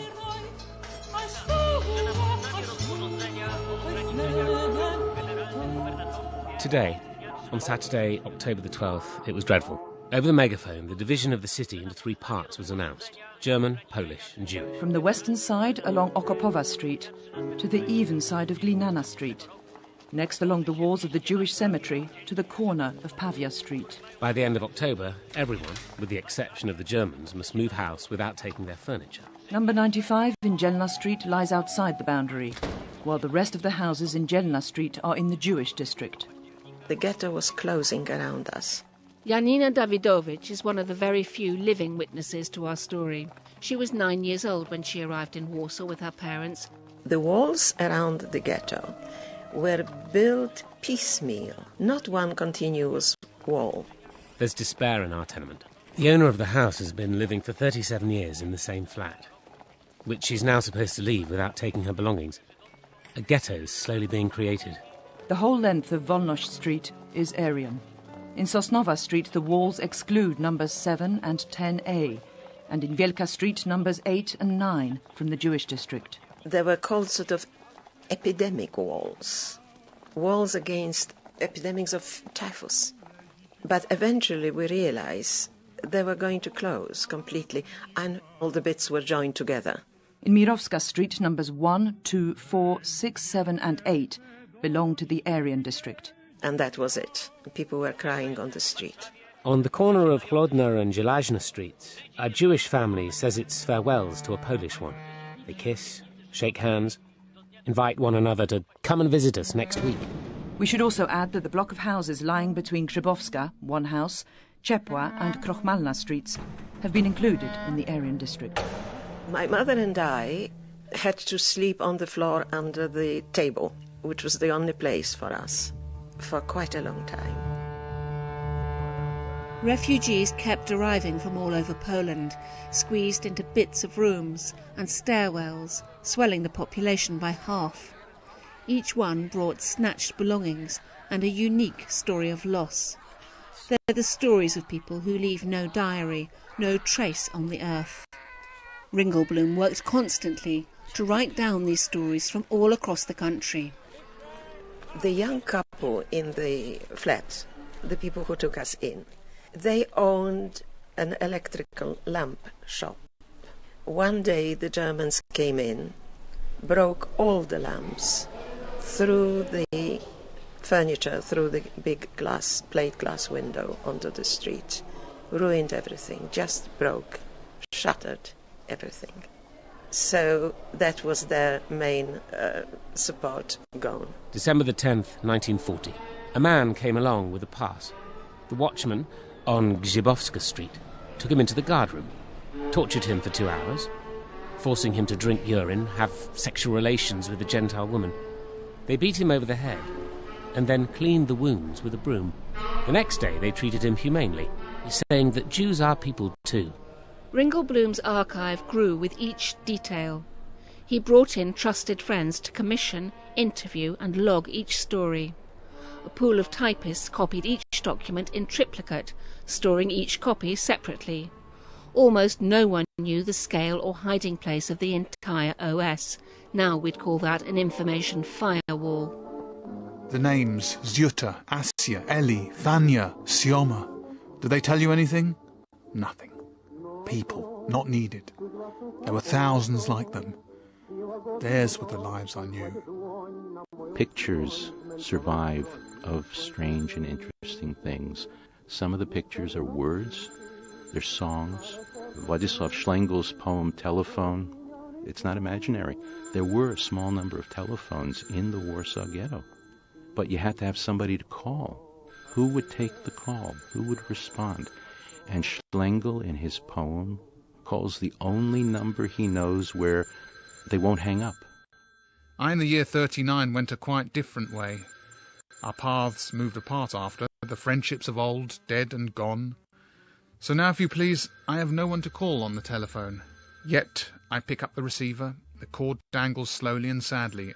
I dial the well-known number, and am answered by... At the third stroke, it will be 8:56 and 20 seconds. Chat with me for a moment, for I have tears in my throat. Say something, dear time lady. It is now 10:54. With your calm voice were how often events of my life interwoven. You do remember, time lady. It is now 10:57. Let's reminisce, if you don't mind. The year 1939. I'd just left the theatre behind, returning home on the Zero, from the pictures, a feature with Norma Shearer, the newsboy on the street corner who hawked the Red Courier at night. At the third stroke, it will be... Did you say something, time lady? It is 11 now. Already the autumn night splutters and over the walls clouds fly. We chat and we dream together, my nice time lady and I. And so farewell, dear and distant. Some hearts forever stay true. It's 5 to midnight, you're saying. You're right. Good night then to you. Schlengel gave this poem and others to Ringelblum for safekeeping. It takes a leap of imagination for us, but in 1940-41, the archive shows how most people thought they'd come out of the ghetto alive. As soon as the war finished, the day after tomorrow, everything was just snap back like by magic. My mother, my grandmother were talking about, we need new curtains in the living room. Nobody believed that this was going to go on. So, in this spirit, this is how we lived. December the 10th, 1940. Yesterday, a German soldier sprang out of a passing car and hit a boy on the head with an iron bar. The boy died. There was a massacre on Grzybowska Street. The estimate is 100 wounded, 1 boy killed. Juvenile delinquents ride around the town, beating innocent Jewish passers-by with their whips. Natan Zelikover, Memoirs. Everyone was very careful. Before you left home, you'd ask the question, how are things out there today? And you tried to keep a watchful eye out for danger on a crowded street. People walking along exchanging words of warning which could suddenly change the whole direction of movement in the street. One word of danger, one gesture, squeezed a crowd of several thousand people into gateways, leaving a street empty, suddenly stripped bare. You had to push just to get along the few main streets like Novolipki. People packed together in constant, restless movement. A young woman in her best dress and high heels, a beggar wearing a sack, a wheelbarrow of books for sale. The archive freezes thousands of moments. Gashia Street. Scraps of things and people. What a miserable sight of hand-embroidered and hand-knit curtains. Washed out children's underwear, their last towel. Often people unpick the lining from their coats and sell it for a quarter of a loaf of bread. There is nothing that cannot become an item of trade. And sometimes you see in the street people dressed a la Gandhi, in only a sheet of material and a bare back. Apparently things belonging to the living fetch a higher price, because a large percentage of things in fact come from the dead. Rachel Auerbach, a journalist in Oynek Shabbos. The OS team was hundreds strong by now. Many scorned the Judenrat, the council in charge of food rations, healthcare, welfare, the post office. In charge, of course, was a fiction. Sanitary and order regulations for the Jewish district. Department of Health. Rubbish and other domestic waste should not be thrown into the courtyards and streets. It is forbidden to beat clothes, furniture, carpets and bedclothes in windows and on balconies. There was typhus, typhoid fever, tuberculosis. One of my cousins had a baby. The baby stopped thriving. He shrunk. His arms and legs bent and sort of went into a spasm. And he died pretty quickly. What does the war mean? Well, there are two kinds of war. The war against hunger and the war with bullets. The hunger war is worse because then everybody suffers. A bullet will kill you quickly. Everyone wrote. Journalists and writers, of course, but also teachers, public men, young people, even children. Most of them kept diaries where the tragic events of the day were reflected through the prism of personal experience. We may succeed in making sure that not a single fact about Jewish life at this time and place will be kept from the world. What we see in the street. Yaffa Bergman, age 14, January 16th, 1942. A very nasty cold day. I go out to the street. The street looks sad. The stores are small and very poor. In the middle of the street, rickshaws are moving and a tram all marked with the Star of David. From all sides, I hear voices crying out for bread. Here is a poor woman, her clothes torn and tattered, swollen from starvation. She lies in the street like a corpse. I can't look at her, and I turn my head away. These are the scenes I see in the street every day. Of course, there was smuggling. The ghetto lived from food that was smuggled through. Children were very good smugglers because they were very small. They could squeeze through sewers and through little openings between the walls. The little smuggler, past walls, past guards, through holes, ruins, wires and fences. Impudent, hungry, obstinate. 100 times I risk my life. I risk my childish neck. Oneg Shabbat questionnaire. What for the ghetto is a blessing is, in the broader national viewpoint, a curse. What sort of generation will evolve from these smugglers and contraband dealers, these reckless youths?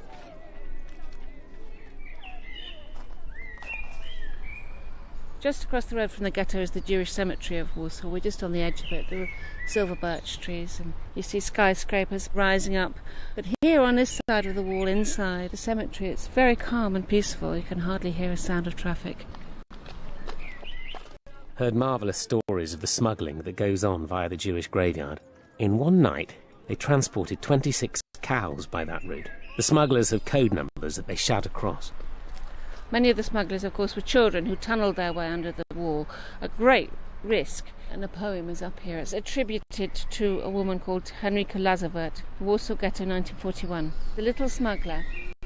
If fate will turn against me in that game of life and bread, only one worry besets me, lying in agony, so nearly dead. Who'll care for you tomorrow? Who'll bring you, dear mum, a slice of bread?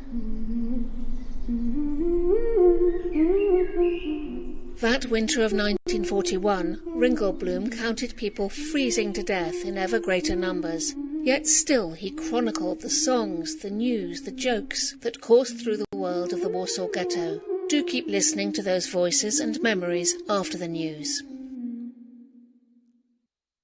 This is the BBC World Service, where our new Coronavirus Frontline series follows a vaccine trial at one of the UK's 5 clinical trial centres. Thank you for volunteering.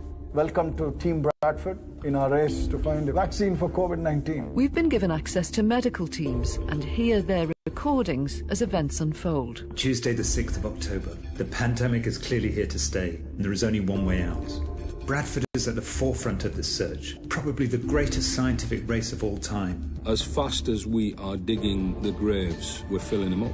We hear from the volunteers. I trust science, I trust the process. And about the efforts to dispel vaccine myths, particularly among Bradford's South Asian community. They're actually scared. They've heard lots of rumours. It's just all misconceptions that we're trying to correct. Coronavirus Frontline, the search for a vaccine. Tuesday at 9:20 GMT. The Warsaw Ghetto, home and prison to 500,000 Jewish people. November the 16th, 1940. Walls are being put up around the ghetto at a feverish pace. Most of the deportees seem resigned to their fate. When my end comes, what will happen to the diary? We may succeed in making sure that not a single fact about Jewish life at this time and place will be kept from the world. The secret archive buried underneath the city reveals the life and fate of those trapped inside. That's Voices from the Ghetto with me, Monica Whitlock.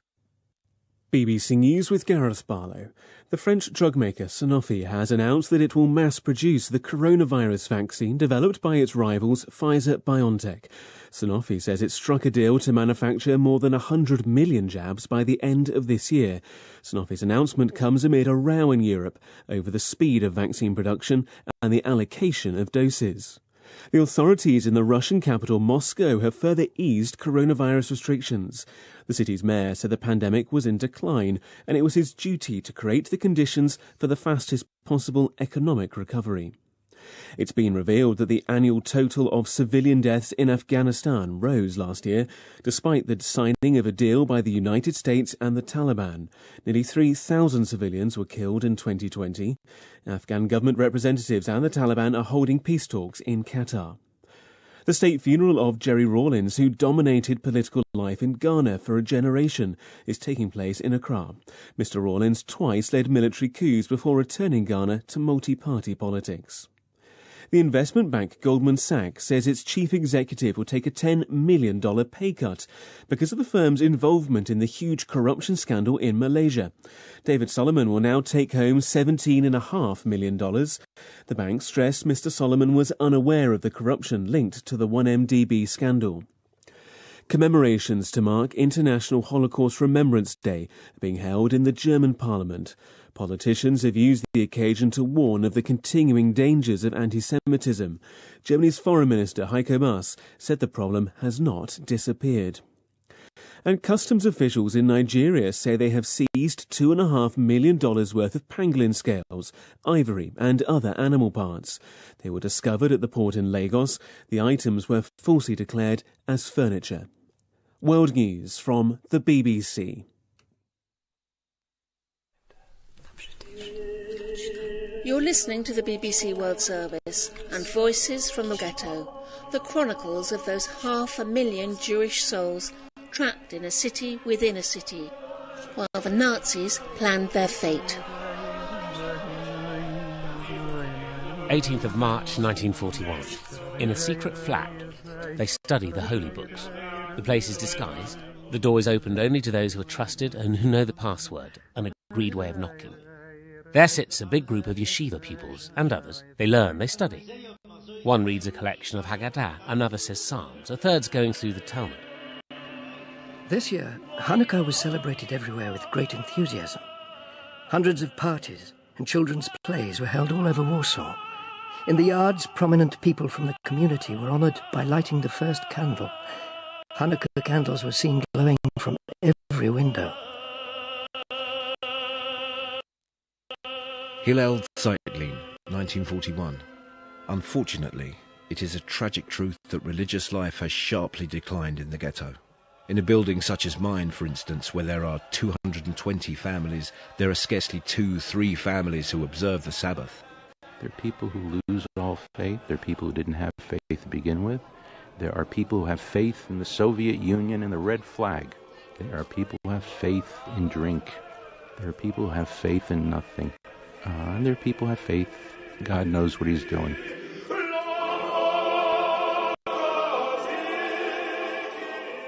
Even now, people made tremendous efforts to get ready for peace and the rebuilding of life. Doctors, engineers and teachers will be essential to post-war Europe. 10,000 children enrolled at secret schools. Textbook for children, Agudat Yisroel Karen Hatorah. Lessons were forbidden. Catholic children, on the other side of the wall, the Poles, were allowed schools, but only primary schools, because slaves have no need for further education. 1. Don't postpone learning for later, in case later you might not be able to. But ordinary school was allowed. Children in the ghetto had no future. There was death penalty for teacher, parents and children if they were caught organizing or having lessons of any kind. Well, all of us had lessons. June 1941.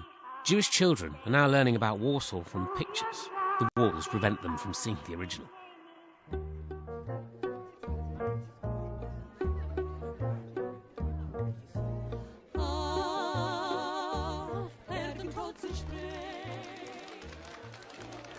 Organist is the name popularly given to a man who's heavily bribed. Musical is the name for the man who takes a bribe from time to time. Money, honey, money is the only thing. If you don't have money, you can kiss your ass goodbye, because money, honey, money is the only thing. People who've got assets might have leisure time. They might go to one of the restaurants or the nightclubs or the cabarets that existed in the Warsaw Ghetto. People sing and they dance a little and they're drinking some kind of alcohol. A night spot's been opened in the cellar of the Hotel Britannia at 18 Novolipia Street. It's open until 7 in the morning, apparently for loose purposes. Revelry unconfined there. The first day they made 10,000 zlotys. A kilo of wine costs 25 zlotys there. If you don't have money, you are out of luck, because money in this place is the only thing. You say you lack money, you don't have any. Now I have just the plan for you. You find yourself a hole and crawl in there, because money, honey, money is the only thing. You could see people sometimes better dressed than us, begging. Very shyly, many of them, because they were just beginning. And then they would sit down, they couldn't stand anymore. And then they would swell enormously. And then this swelling would get infected and they would get huge blisters, which became infected. Really, all that was left was just skin and bones. Then they died, lying on the pavement, stripped of the clothes that they had, covered in newspaper with a couple of bricks to hold the newspaper down. And you learn to step over them.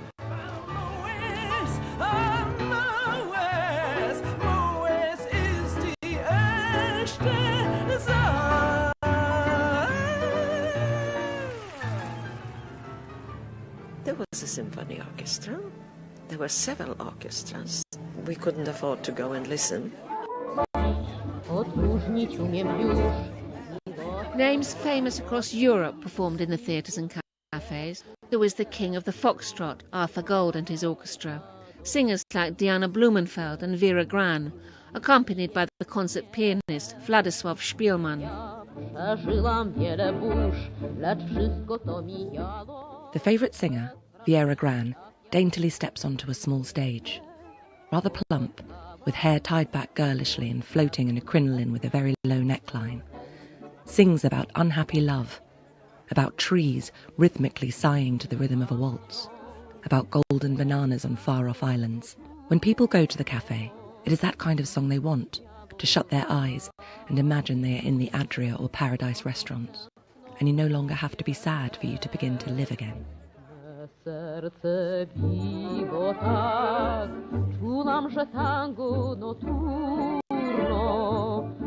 The ominous news from Jewish communities outside Warsaw grew ever more dreadful. The Oneg Shabbos group recorded all it heard and used the Polish underground network to get reports to London and New York to alert the world.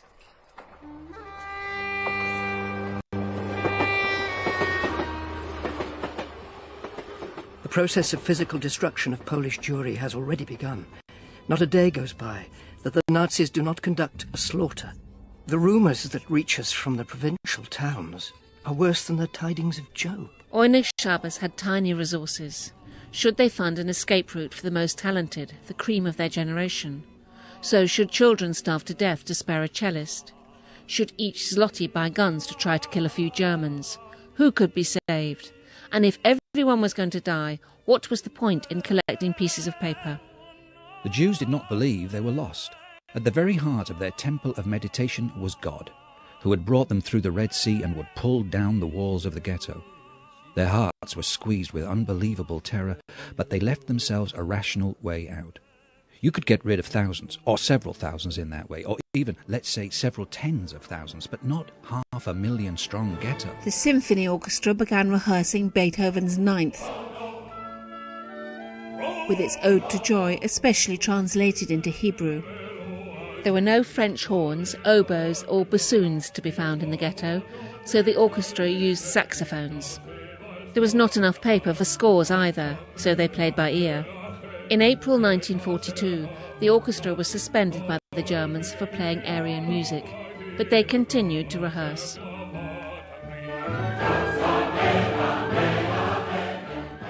We reached the conclusion that the Germans took very little interest in what the Jews were doing amongst themselves.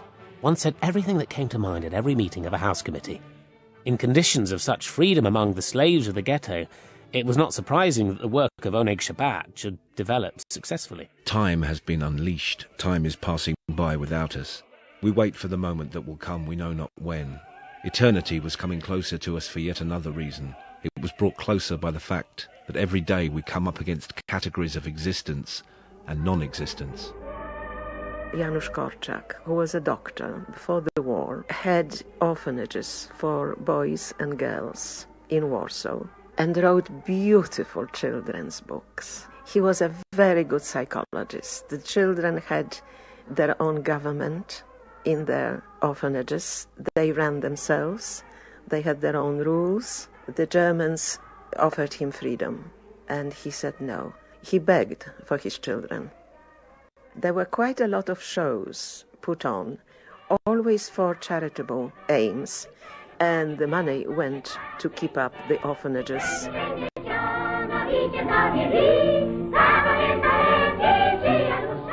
The last one that I saw was the best of all. It was taking part in one of the very big refugee centers in which hundreds of people lived. And they organized a really superb show. Only the children performed. And at the very end, all the children came up on stage and sang a very pretty song, which was more or less, "Goodbye to you, goodbye. We're inviting you to the next performance. We are now going to have our afternoon tea. Goodbye to you, goodbye to you, goodbye to you."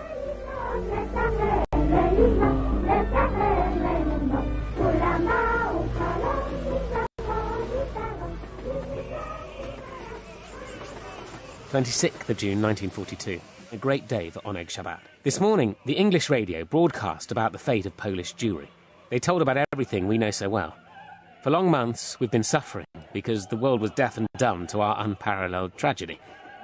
I do not know who of our group will survive, but one thing is clear to all. Our toils and tribulations, our devotion and constant terror have not been in vain.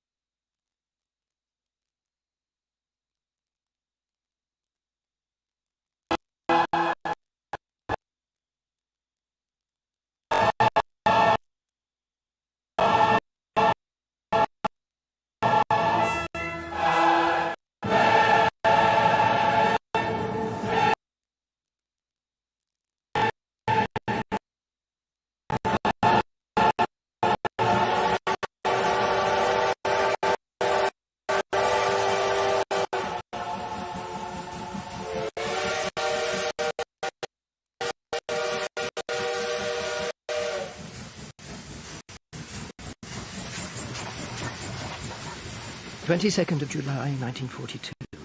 I haven't the strength to hold a pen in my hand. I'm broken, shattered. A whole community of 400,000 people condemned to exile. 23rd July, Thursday. Cool. Rain on and off all day. 7,200 people deported.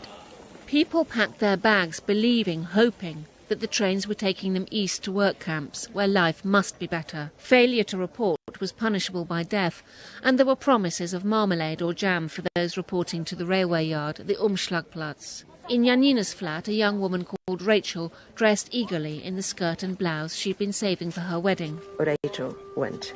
She took her trousseau with her. 24th July, Friday. Cool, cloudy, strong wind. 7,400 people deported. A new series of stories come to us. Now we know everything. We know how they squeeze people into the cattle rail cars, what is spoken and thought in the cellars of the Umschlagplatz, how SS men lured the people hidden there out with the threats of using gases. We know how they killed them, how they took away their shoes and coats. We know the last wishes of our loved ones. We know all that. 25th July, Saturday. Sun, a little warmer. 7,350 people deported. Eventually, our landlord and landlady also went. They took all their kitchen stuff tied up in a sheet. They could hardly walk, but they went. 27th July, Monday. Warm. 6,320 people deported. Living funerals pass before the windows of my apartment. Most of the deportees seem resigned to their fate. When my end comes, what will happen to the diary? The father of the twins who were living above us threw himself out of the window when he came home and didn't find the children. All the time they lied to us, announcing that the action was nearly over, in order to prevent revolt. 31st July, Friday. Cloudy and cold. Rain, clearing, warmer. 6,756 people deported. The treasury of the Reich is growing. The Jewish people are dying. Everything is dying. History is expanding. The small, narrow, and unimportant history of our days. And then there was only my grandparents and my father, mother, and me. The whole block of flats was empty. In the glow of an incomparable golden Polish autumn, a layer of snow shines and glitters. This snow is nothing other than feathers and down from Jewish eiderdowns, left behind together with all their goods. The streets full of bits of barbed wire. Above all, a complete absence of people. A depopulation, unknown even in the ages of the Great Plagues. That is the picture of the Jewish district in Warsaw in September 1942. 24th September. Action in the Warsaw Ghetto ceases. During 46 days, 253,742 Jews deported. An open door, an empty room, a red eiderdown flapping from a window.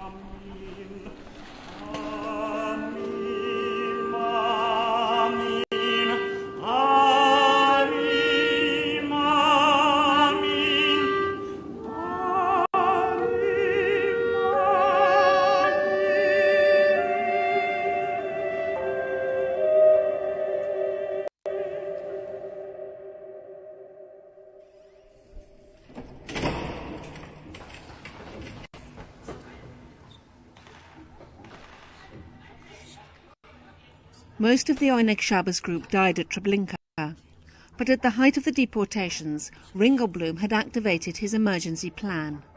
On a hot August night, the technical director of the Oynek Shabbos, Israel Lichtenstein, and 2 teenaged helpers packed several thousand documents into 10 tin boxes, bound them with cord and buried them at 68 Novelipki Street. With the German snatch squads just a few doors away, the 3 threw in last-minute notes. Yesterday we sat up until late in the night, since we were not certain whether we would live until today. Now I am writing, and in the street there is terrible shooting. I am proud of one thing, that in these days of the greatest misfortune, I was one of those who buried the treasure. I don't ask for any thanks, for any memorial, for any praise. I only wish to be remembered. I wish my wife to be remembered, Gela Sechstein. I wish my little daughter to be remembered. Margalit is 20 months old. And so we know who they were. We know Lichtenstein, his wife, the artist Gela Sechstein, and can see 300 paintings she stored. We know that their toddler, Margalita, could already chatter in Polish and Yiddish before she died.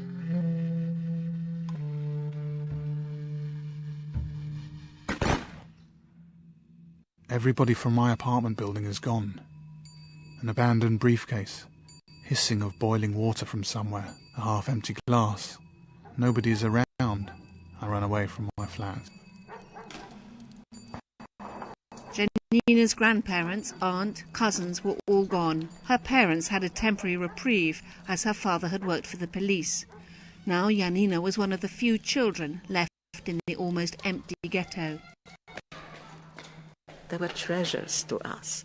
How other people lived, what they had. We, the girls, would make a pile of all the stuff in the middle of the room, and the boys pissed on it. And then we would move on to the next flat and do the same, so that nobody would have any joy out of these things. Once or twice I brought things home, and my mother just threw them out of the window and cried. My mother knew that her parents had been taken and were not coming back. Ringelblum still searched for writers to document what was now clearly the last days of European Jewry. Eliza Melamed. In the ghetto there was silence. In the daytime walking around was forbidden, and after dark patrols went out and shot at anyone they saw. For the whole time the threat of a new action hung over the ghetto. Our hearts turned to stone. About 100 people lived together in 3 rooms, and there was no possibility of feeding them all. Our hearts broke with despair. We all lay on the floor, which was covered with mattresses, and sang night after night, and the autumn wind howled outside the windows, and the far-off whistles of trains filled us with fear.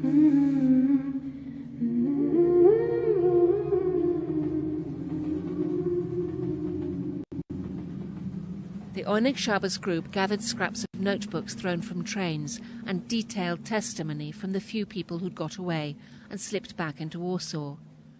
Using the Polish underground, it succeeded in getting reports to London and New York. A man came, he escaped from Treblinka. He went from house to house in the courtyard, would gather people around and tell people exactly what was happening, and people didn't believe him. Starting in the first days of December 1942, I lived in a block belonging to the factory of artificial honey and sweets. My neighbor was a young man who on September 13 had escaped from Treblinka. I got an allocation of candles so that I could work at night. I was supposed to record everything that SKP had been through during his 18-day stay at the death camp.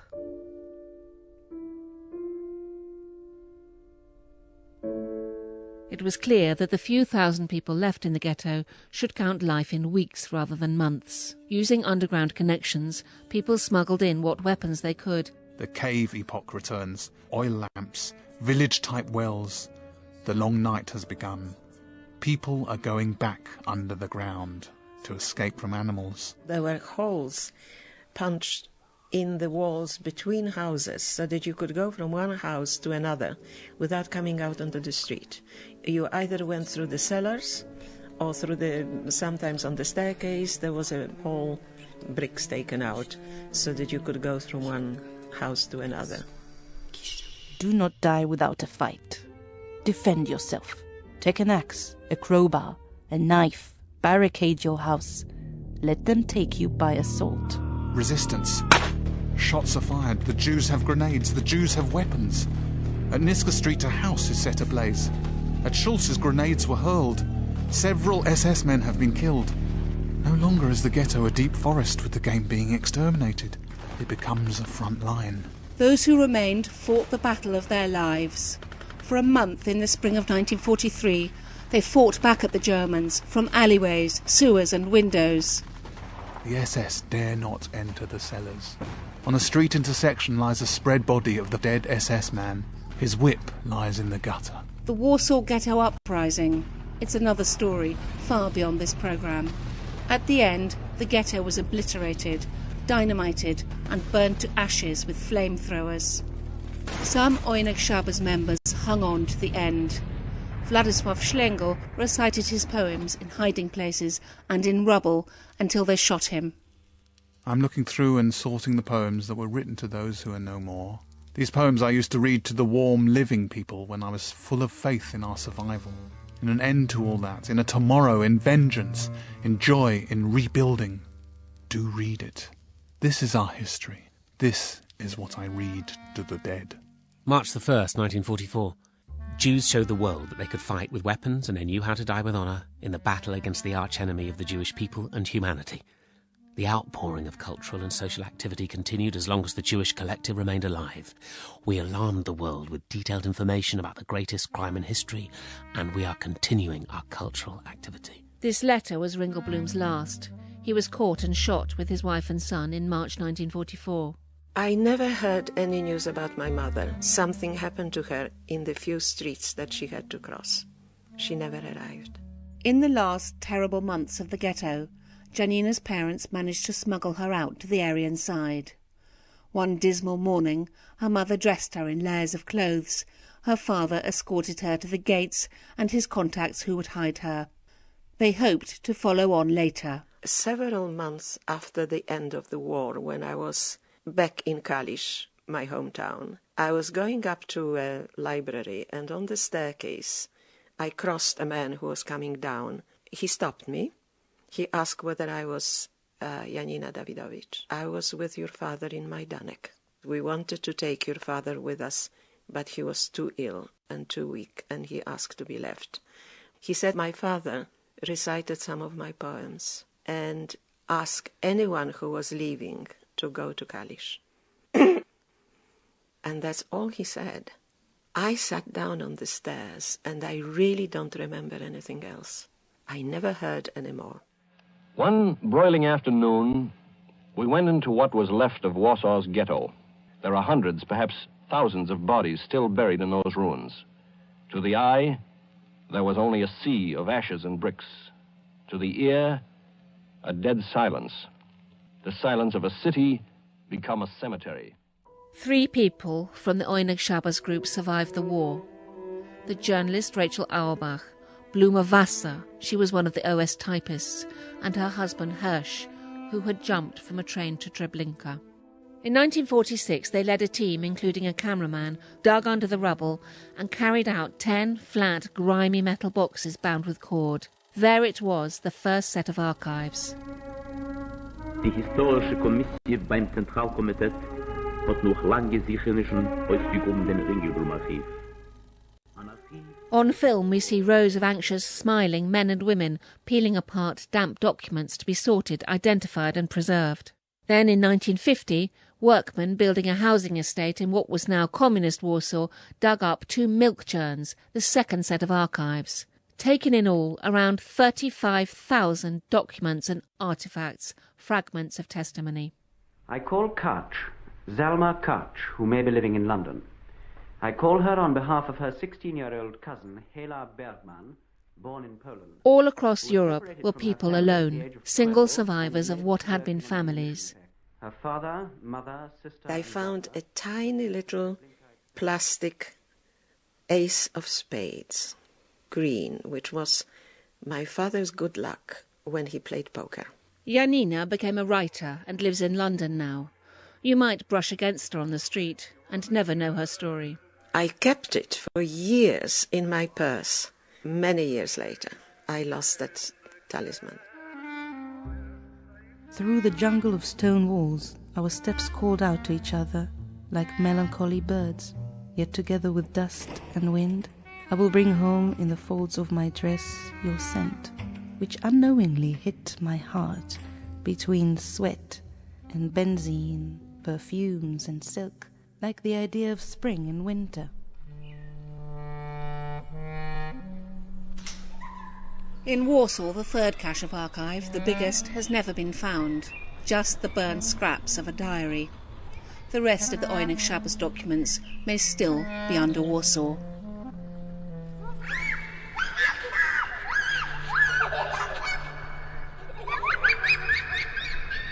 Reading our voices from the ghetto were Elliot Levy, Adi Lera, Anton Lesser, David Schneider, Isaac Berman and the Radio Drama Company. Our singers were Marina Goodman and Azzy Schwartz. The clarinetist was Laura Flax. The programme was produced by Mark Berman and Monica Whitlock.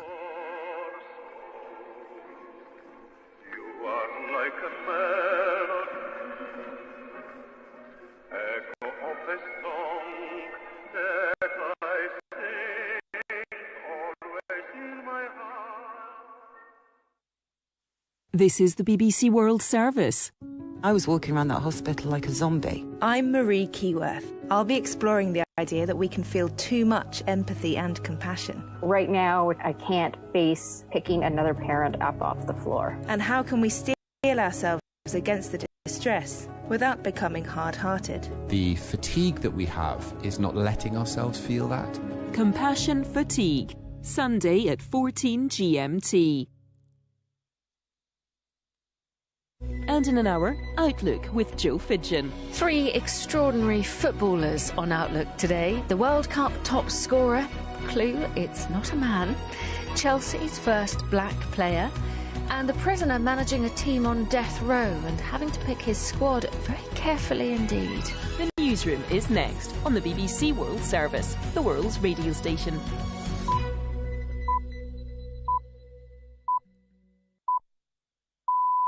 BBC World Service. It's 11 o'clock GMT. This is Oliver Conway with the newsroom.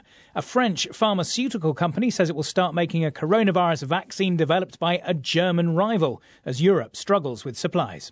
EU is in a position at the moment where, they are really angry. I could use a much stronger word than that. Commission officials particularly, that just feel ripped off, basically. We have the latest from Brussels, also on the newsroom. More than 2 months after he died, one of Africa's most controversial and charismatic leaders, Jerry Rawlings, is laid to rest in Ghana. Plus, among the 2,819 liberated Auschwitz inmates, there were 180 children. Remembering the Holocaust, our correspondent Fergal Keane speaks to survivors. And using mobile gaming apps to reach youngsters, we hear the findings of the world's largest ever opinion poll on global warming. First, our top stories. BBC News. Hello, I'm Gareth Barlow. The French pharmaceutical company Sanofi has announced it will mass-produce a COVID vaccine developed by its rivals Pfizer and BioNTech. Sanofi's had difficulties developing its own vaccine. Hugh Schofield reports from Paris. Ever since last month, when Sanofi made the disappointing announcement that its own vaccine was not going to be ready until the end of 2021, there's been pressure on the French company to lend its production capacity to one of its more successful rivals. Now, Sanofi has said it's come to an arrangement with Pfizer, under which a Sanofi factory in Frankfurt, Germany, will be used from the summer to make 125 million doses of the vaccine developed by Pfizer with BioNTech. Sanofi's chief executive said the contract was a first in the pharmaceutical industry. A report by the Afghan Independent Human Rights Rights Commission says more civilians were killed last year than in 2019, despite a deal between the United States and the Taliban and the beginning of a peace process. It found that 2,958 civilians were killed last year, a rise of more than 100 deaths from the previous year. Goldman Sachs has said its chief executive, David Solomon, will suffer a $10 million pay cut because of the bank's involvement in the Malaysian 1MDB corruption scandal. The global web of fraud and corruption led to a 12-year jail term for Malaysia's ex-Prime Minister Najib Razak. Our economics correspondent, Andrew Walker, has this report. A Malaysian development fund called 1MDB was at the centre of a multi-billion-dollar scandal. Goldman Sachs was involved in selling bonds for the fund, and much of the money raised was stolen. The bank's board says the firm's involvement was inconsistent with the high expectations it has. 3 of the most senior managers, including the chief executive David Solomon, are having their pay cut by a total of $24 million for 2020. The board says none of them knew or took part in anything illicit. Goldman Sachs has paid almost $4 billion to Malaysia to settle the case against it. Police in the Indian capital Delhi say they have detained more than 200 people in connection with the violence during a protest by farmers on Tuesday. The demonstration was against new farm laws. The BBC's Yogita Lemurier is in Delhi. The police are saying that they've begun to register cases against those who engaged in that violence.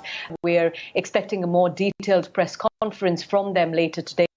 So far, we haven't heard any official reaction from the government on this. Farm leaders are saying that this was an otherwise peaceful protest that was infiltrated by anti-social elements.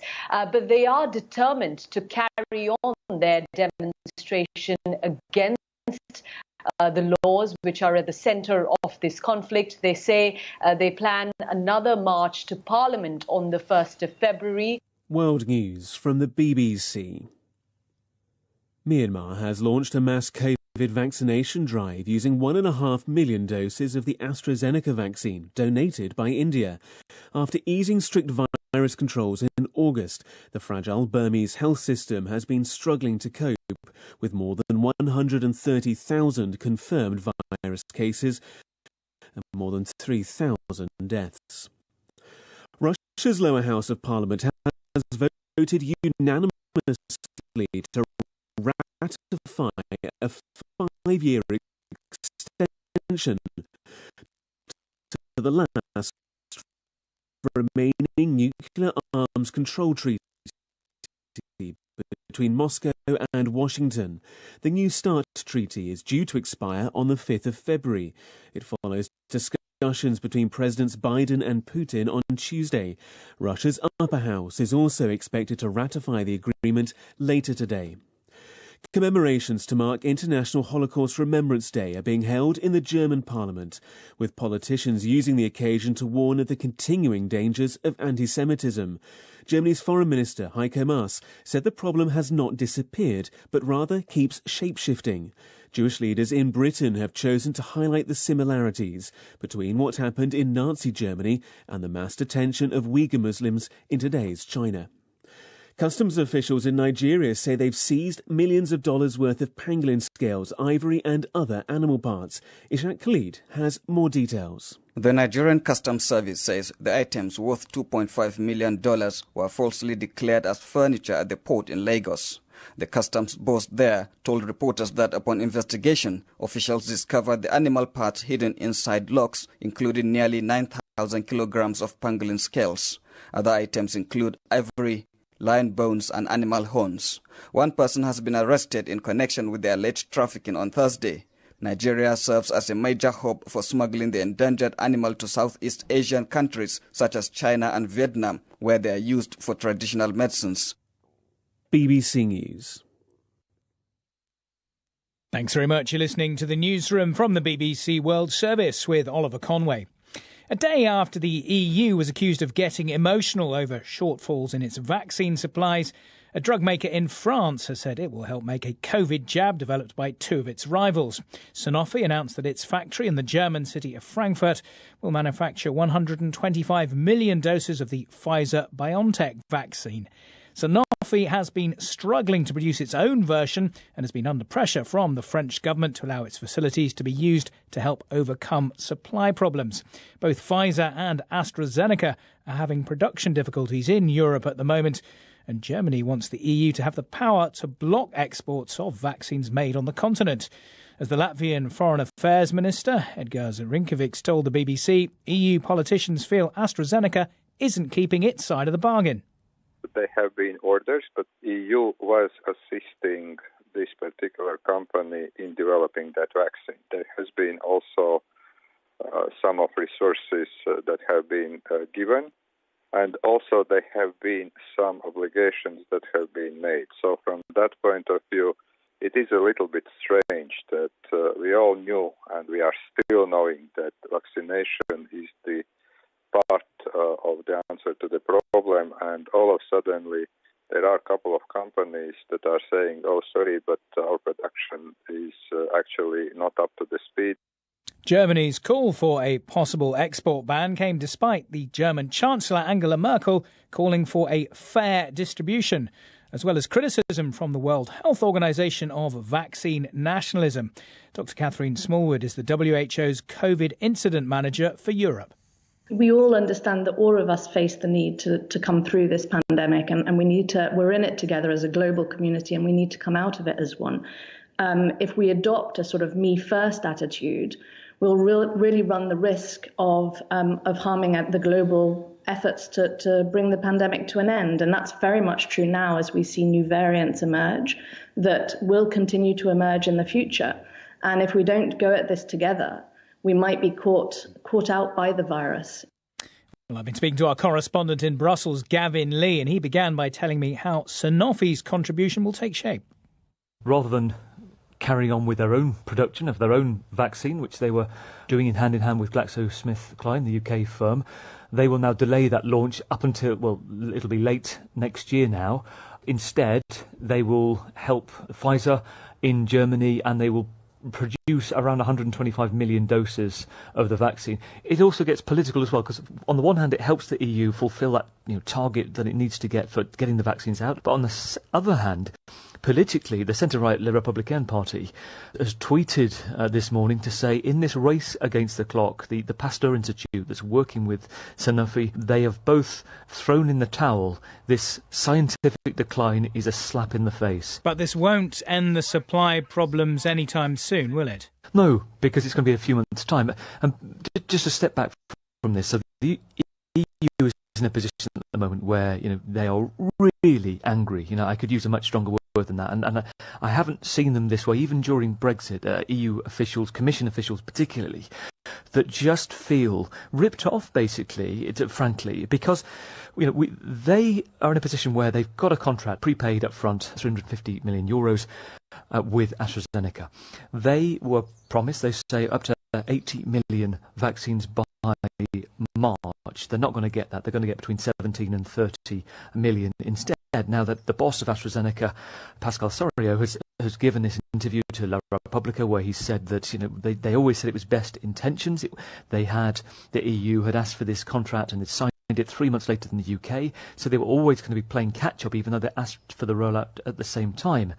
Now, there's a small bit of detail. It takes a little time, but let me explain why it's so important at the heart of this.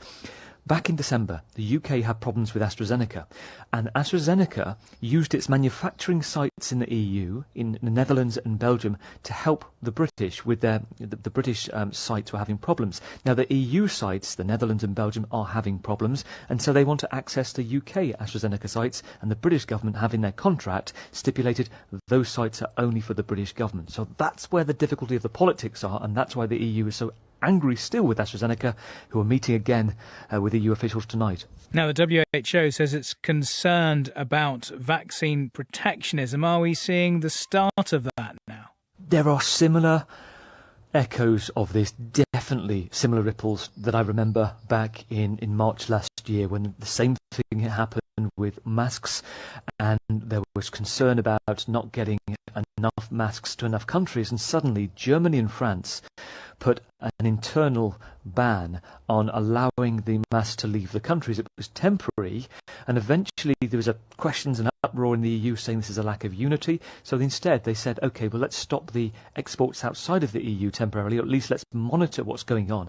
What's happening now on Friday, they're going to request all manufacturers of the vaccine to notify the EU whenever it goes to a third country, including the UK. But Germany and their health minister Jens Spahn is saying he would like that to be an approval basis. So that's an ongoing discussion, push and pull factors in the EU right now.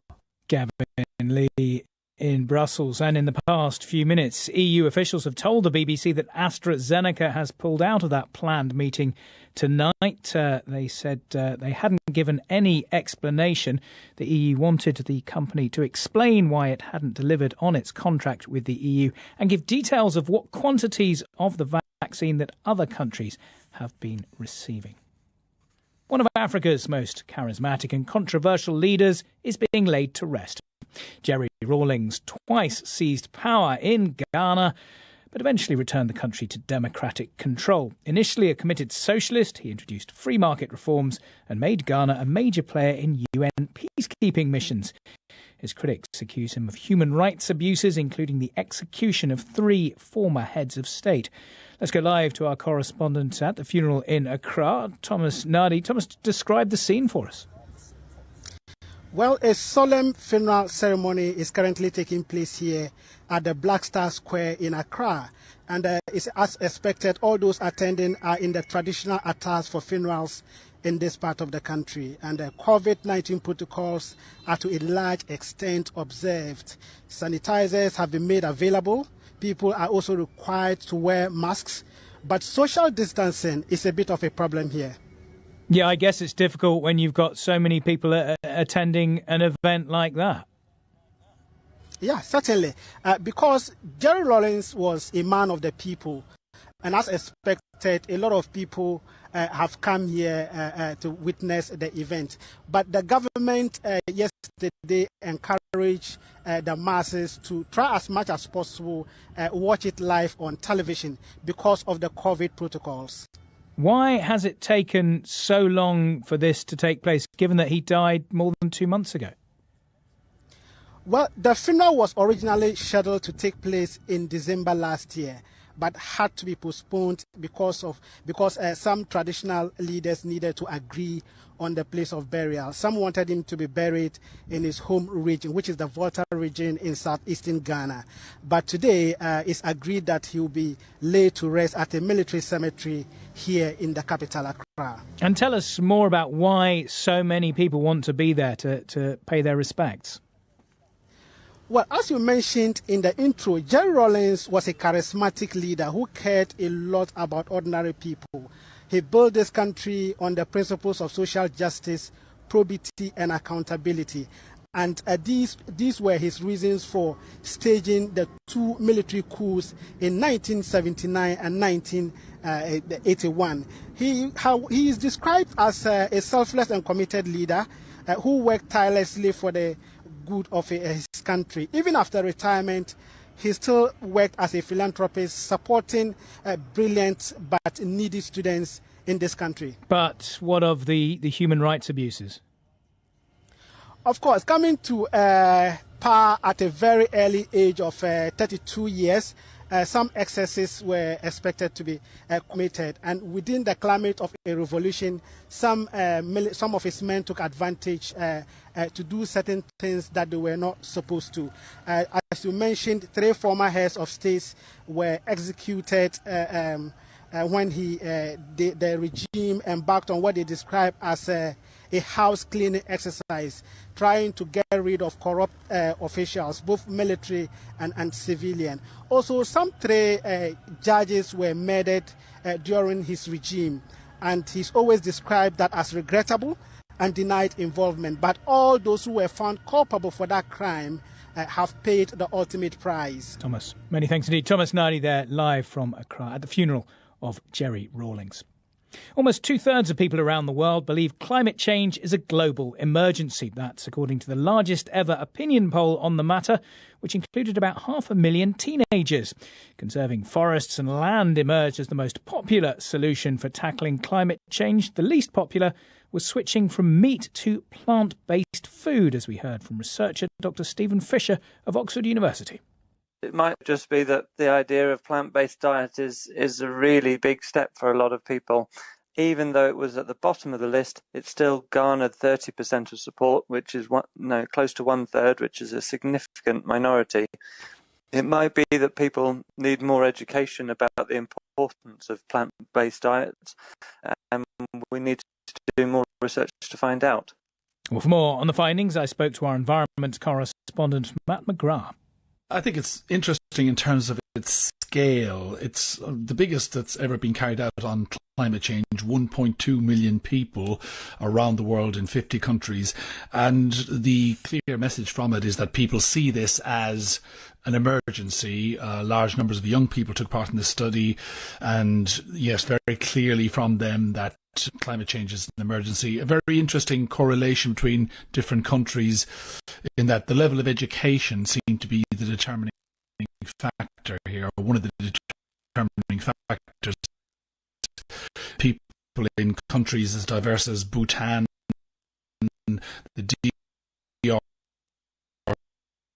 DRC, the UK, France, the higher the level of education, the higher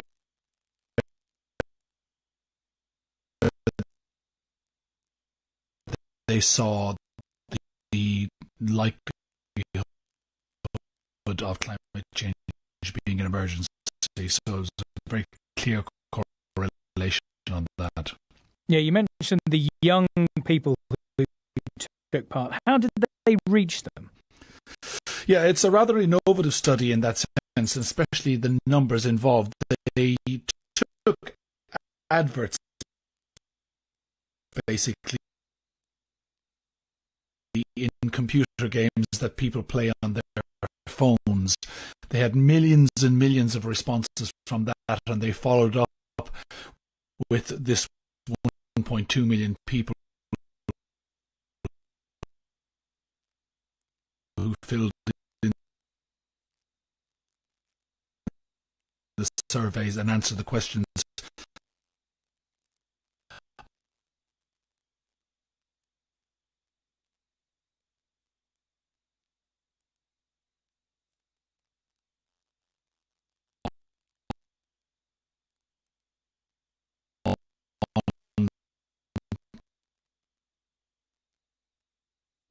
Climate emergency and how you would tackle it.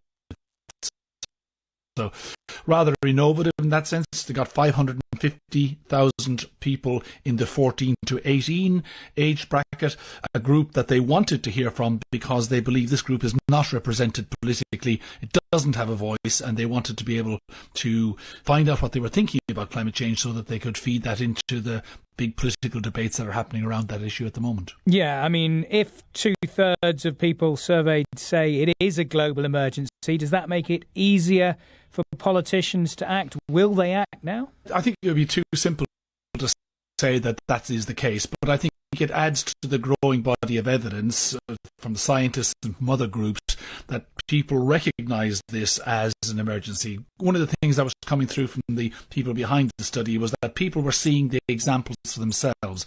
When they saw fires in Australia or California or drought in other parts of the world or heavy rains, they were making the connection more and more with a changing climate, and they're actually saying we need to take action on this. Matt McGrath.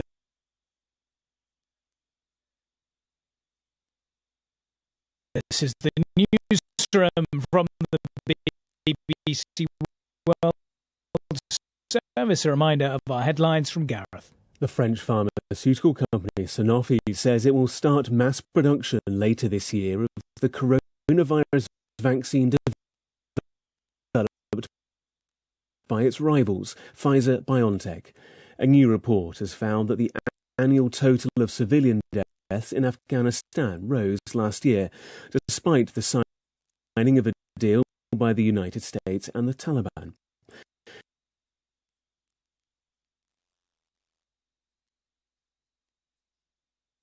And the head of Goldman Sachs to see his pay cut to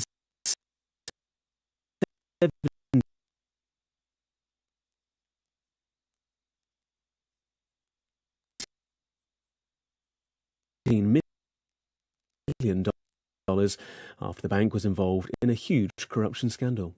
Farm leaders in India have condemned the violence seen during huge protests in the capital Delhi on Tuesday.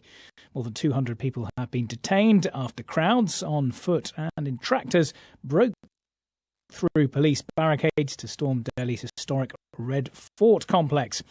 They want the government to reverse agricultural reforms, which they fear will damage their livelihoods, but which the government says will liberalise the sector. Our India correspondent Yogita Lamai told me more about the situation in Delhi a day after the protest. Lots of areas in Delhi are still sort of tense, so there is tight security which has been deployed not just in the city but in neighbouring areas. The protest that took place yesterday was a planned one. Farmers had been allowed to march on some routes. They deviated from those routes in some places, landing up in the Red Fort. There were also some terrifying visuals that came in from the Red Fort late last night of protesters attacking policemen. The police say hundreds of their personnel have been injured. You know, one could describe it for the scale of the protest as a largely peaceful one with some instances of violence.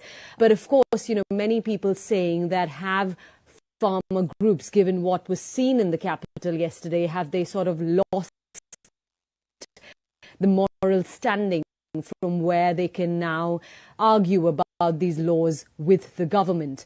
But it is one of the toughest challenges the Narendra Modi government has had to face since it came to power in 2014, because these protests have been going on for months now, and farmers are saying that unless the laws which are at the centre of this conflict are repealed by the government, they will not stop protesting. But from what you're saying, there is some suggestion that the events at the Red Fort may strengthen the government's resolve rather than get them to try to work out some kind of compromise. Well, it depends on, you know, what we hear from the government after this. You know, we're still waiting to hear their reaction to all of those events. We haven't heard from the Prime Minister. We haven't heard from the Home Affairs Minister yet. What farmer groups are saying is that it was a peaceful protest, but there were some antisocial elements that infiltrated these protests. They are still saying that we will march to Parliament on the 1st of February to make our point. We still believe we have the right to be heard by the government. We don't agree with the laws that were passed in September. You know, just to give you a bit of a background on the laws, what the government says is they open up agriculture to the free market, that they bring much needed reform to this sector in India. Farmers are concerned that they would open them to exploitation by private companies. There have been several rounds of talks over the past 2 months between leaders of the farming community and the government. Those have not resulted in anything yet. Yogita Lamai in India. Around the world, people are marking International Holocaust Remembrance Day. In Germany, politicians are warning of the continuing dangers of anti-Semitism.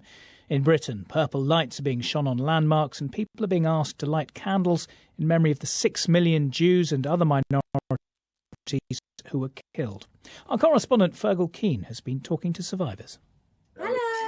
Lovely to see everybody. Guten Morgen. A language that once echoed across the vanished Jewish world of Central and Eastern Europe is being revived by a unique community.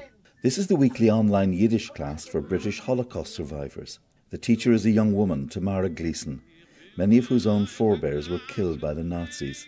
We have already created a Zoom community. It has been such an amazing opportunity. One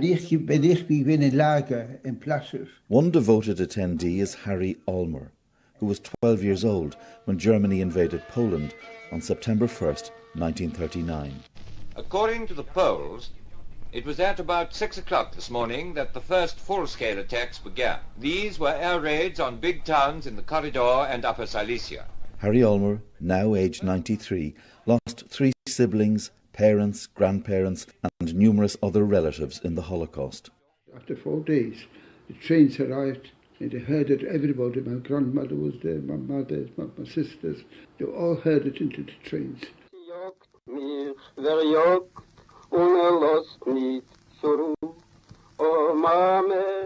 Harry was sent to a succession of camps. There he witnessed the daily selections of those deemed fit to work and of those who would be murdered. And then one man standing next to me was older man than I was. They took him out as well and he started pleading with the Germans. Look, he spoke a beautiful German. I'm strong, he says, and what? And the Germans took the gun out and they shot him there and then. Among the 2,819 liberated Auschwitz inmates, there were 180 children. With the liberation of the camps by the Allied armies in the spring of 1945, thousands of orphaned child survivors were in need of homes. Several hundred were brought to Britain, where they made successful lives. Zdenka Husarlova was born in the year the war broke out. She was taken with her mother to Theresienstadt camp in what was then Czechoslovakia. But her mother was deported from there to Auschwitz, where she was murdered. Her father was also killed in Poland. Zdenka was 6 when she was brought to Britain in 1945. When we meet, Zdenka is carrying a photograph of herself and her mother, a treasured memento that took decades to find. I wanted to see a photograph of my mother, and it took 50 years until I saw this. I looked at this photo, and then I said, who is this woman?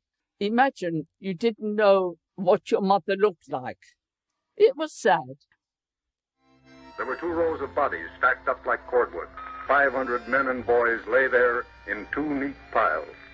I have reported what I saw and heard, but only part of it. For most of it I have no words. The larger message of the Holocaust screams from history, especially in a time of rising extremism and intolerance. What the individual stories of Harry and Zdenka tell us is that while genocide is the crime of crimes, the attempt to exterminate an entire people, it is also the destruction of individual possibility and promise. And that report from Fergal Keane. Now, some of the day's other stories with Gareth. The Catholic Church in Tanzania has warned of a surge in COVID-19 infections and fatalities in the country, contradicting President John Magufuli, who has downplayed the crisis. In a letter, the Tanzania Episcopal Conference said the church has seen a rise in funeral services, attributing it to a new wave of infections. In June last year, President Magufuli declared the nation coronavirus-free, saying that prayer had helped the country beat the pandemic. He has also mocked people wearing masks. A set of 10 hand-drawn maps which chart the defeat of the Spanish Armada by the British Navy in 1588 had been saved for the nation after an $800,000 fundraising campaign. The ink and watercolour parchments had been sold to a private collector in the United States, but will now go on display at the National Museum of the Royal Navy in Portsmouth in the south of England. Andrew Baines from the museum says they're an important part of British history. I think these maps are really hugely significant for the story of England and by extension Great Britain and the United Kingdom, and for the origins really of the Royal Navy and broader naval history. So they're really, really significant for the naval story, the story of our country, who we are, where we've come from. Researchers at the Massachusetts Institute of Technology in the United States have taken the first step towards creating wood without the need to grow a tree, in a move they believe could help reduce deforestation.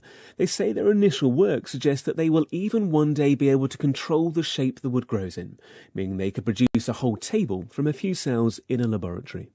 The oldest living tree in the world is around 5,000 years old, but scientists in Greece have just discovered a fossilised tree, complete with some roots and branches, which dates back 20 million years. It was found during roadworks near an ancient petrified forest on the island of Lesbos. Electra Naismith reports. The Petrified Forest of Lesbos is one of the world's most important natural heritage sites. It was created when intense volcanic activity buried the area in lava, preserving a subtropical ecosystem over an area of 15,000 hectares. Scientists began excavating the site about 25 years ago, but they say they've never made a find like this. Είναι πράγματι ιδιαίτερα σημαντικό το γεγονός ότι βρέθηκε. It is particularly significant as the tree was found with its branches still attached to the main trunk intact. Από τον κύριο κορμό. It's unique because nothing similar has been found in this forest or, from what we know, anywhere around the world. The 19-metre-long tree is perfectly preserved. Its many roots and branches an ecological treasure trove. The scientists hope it will help them find out much more about the forest and reconstruct an ecosystem that existed some 20 million years ago. Electra Naismith. And some breaking news. The European Air Regulator has declared that the Boeing 737 MAX is safe to return to service in Europe. That's it for now from the newsroom. BBC Minute on coronavirus. Nisha and James. The number of confirmed coronavirus cases around the world has passed 100 million. That's according to Johns Hopkins University. But the official figure is a fraction of the real number of infections. Many countries were late to do regular testing and some test only the most seriously ill. Meanwhile, most poor countries will not achieve mass COVID-19 immunisation until at least 2024, and some may never get there. That's according to analysis by the Economic Intelligence Unit. Philanthropist Bill Gates says the rollout of the first COVID-19 shots is putting pressure on global institutions, governments and drug makers. He says poorer countries face a best-case scenario of a 6 to 8 month lag behind richer nations. But production of vaccines is speeding up. The French pharmaceutical firm Sanofi says it will mass-produce the vaccine developed by its rivals Pfizer and BioNTech. Sanofi says it struck a deal to manufacture more than 100 million doses by the end of this year. If you have questions about vaccines, take a look at the World Health Organization's Twitter feed. BBC Minute.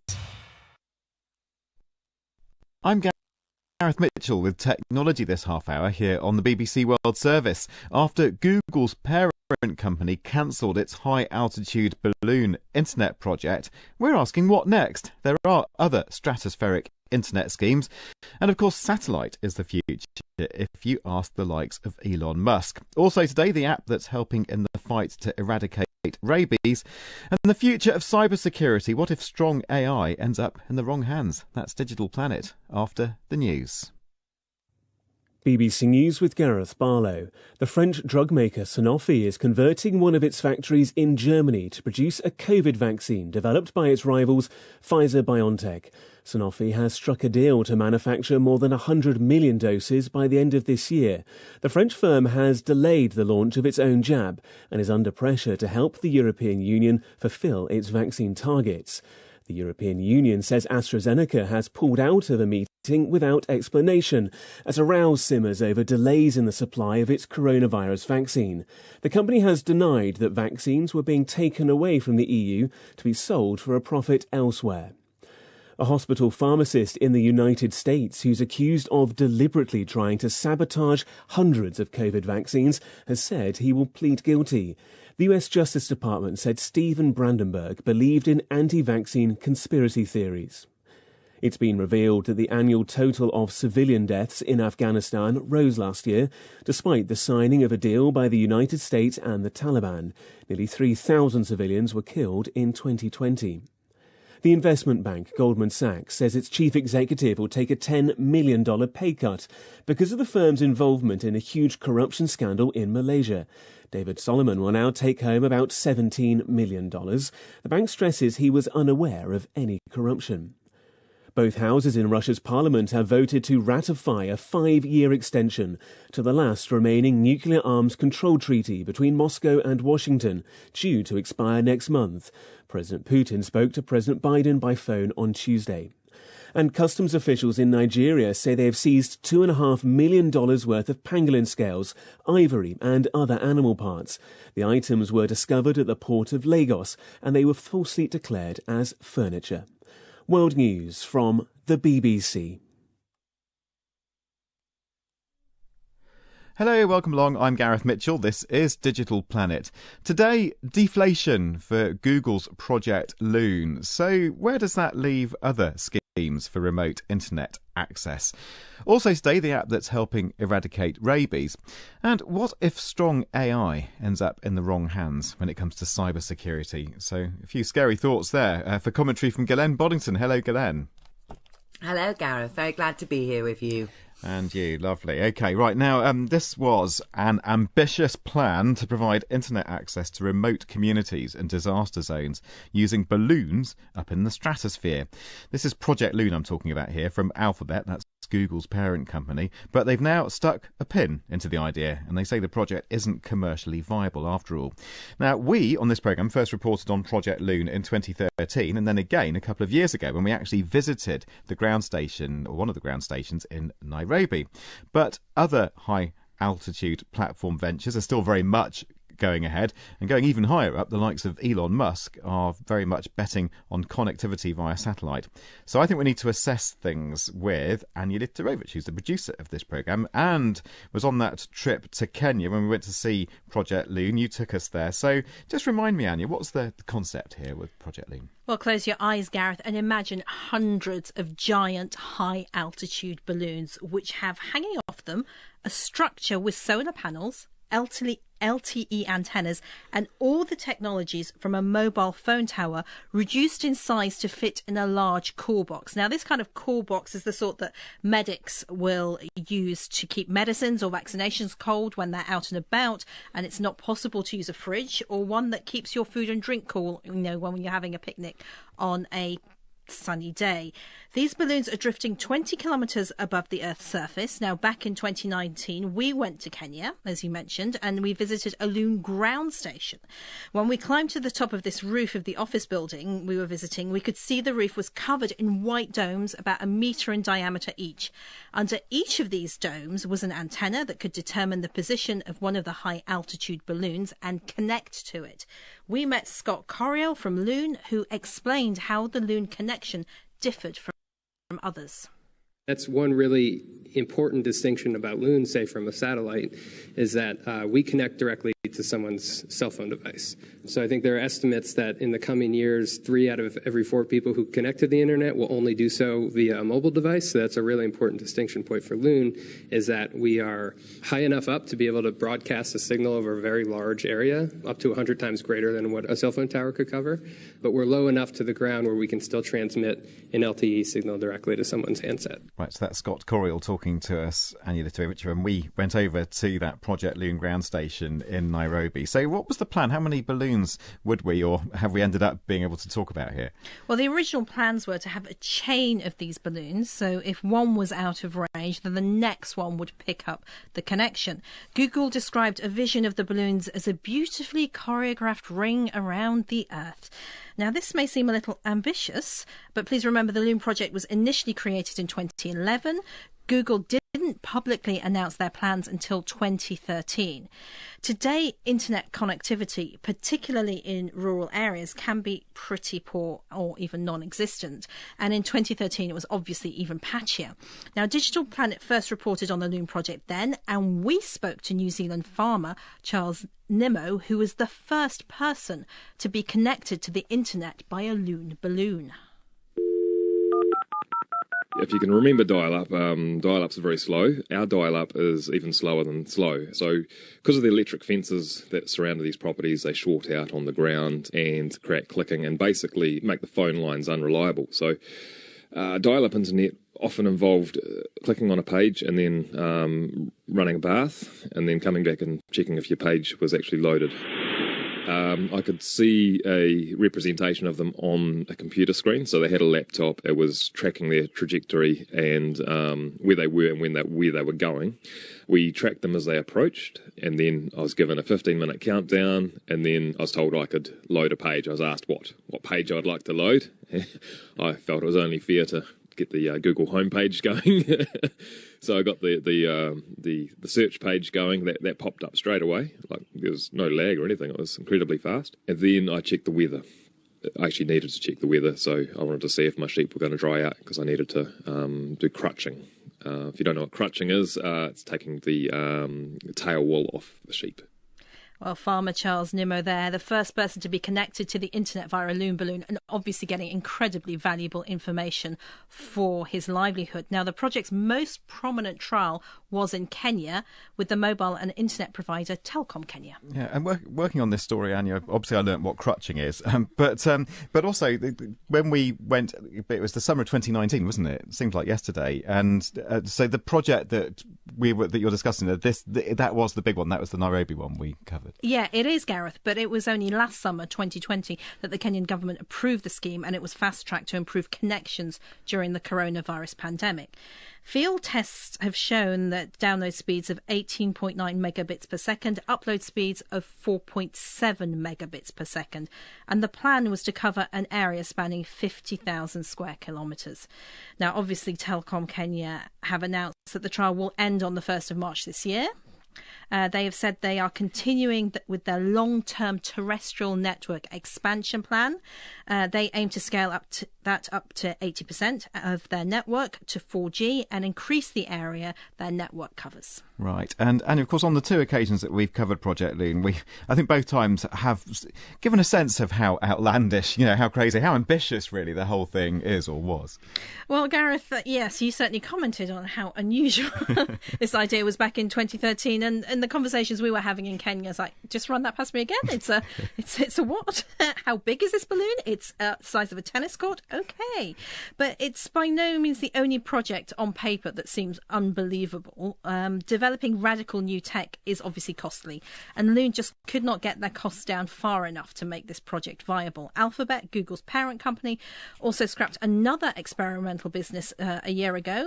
This project was called Makani, and it provided wind power from gigantic kites. At least that was the aim. Facebook has also pulled the plug on its project to provide internet connectivity via drones back in 2018. But this is not all a bad news story, though. Loon has had success. Initially, the helium-filled balloons only lasted a few hours, but by 2019, they were lasting more than 200 days at high altitude. Also, in 2017, Loon helped bring internet connectivity to Puerto Rico after Hurricane Maria destroyed the island's telecommunications infrastructure. And in 2019, within 48 hours of an earthquake in Peru, Loon was connecting people after the disaster. Right. OK, so it's very much a story that we've been keeping an eye on as a team here at Team Digital Planet. Ghislaine Boddington, we've had so many chats about this on and off air. What's your take on this and the demise of Loon?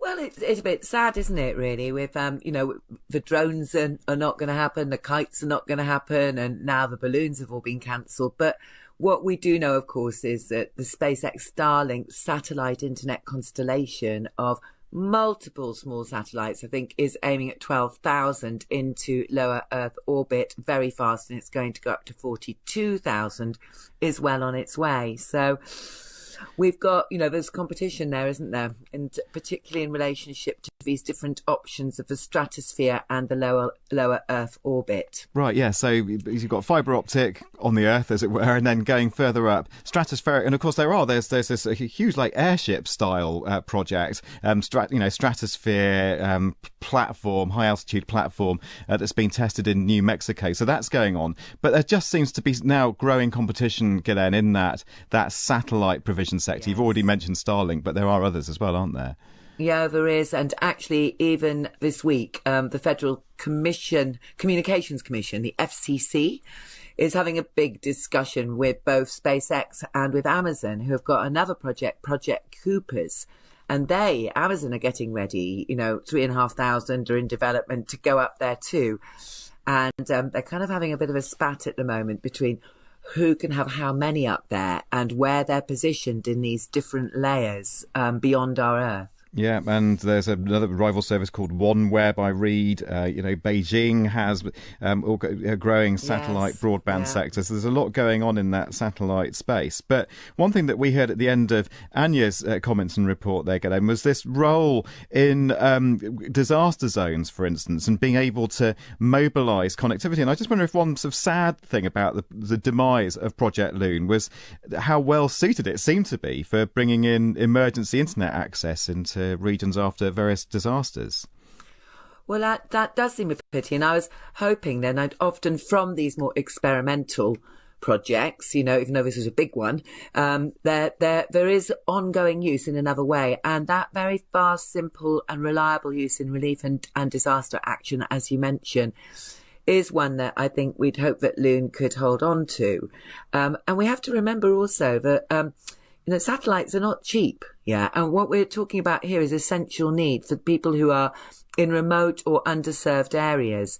So we've really got to think a bit beyond profit and competition games here and understand that this isn't really just about that. It's much more about getting people online. Yeah. And some of these new satellite service settings, they're not exactly offering the most affordable of broadband. Well, not for now, anyway. No, they're not. All right, Galen, thank you for that. And also to you, producer Anya, for coming in and taking us back to Kenya. Great trip, very interesting one back in 2019.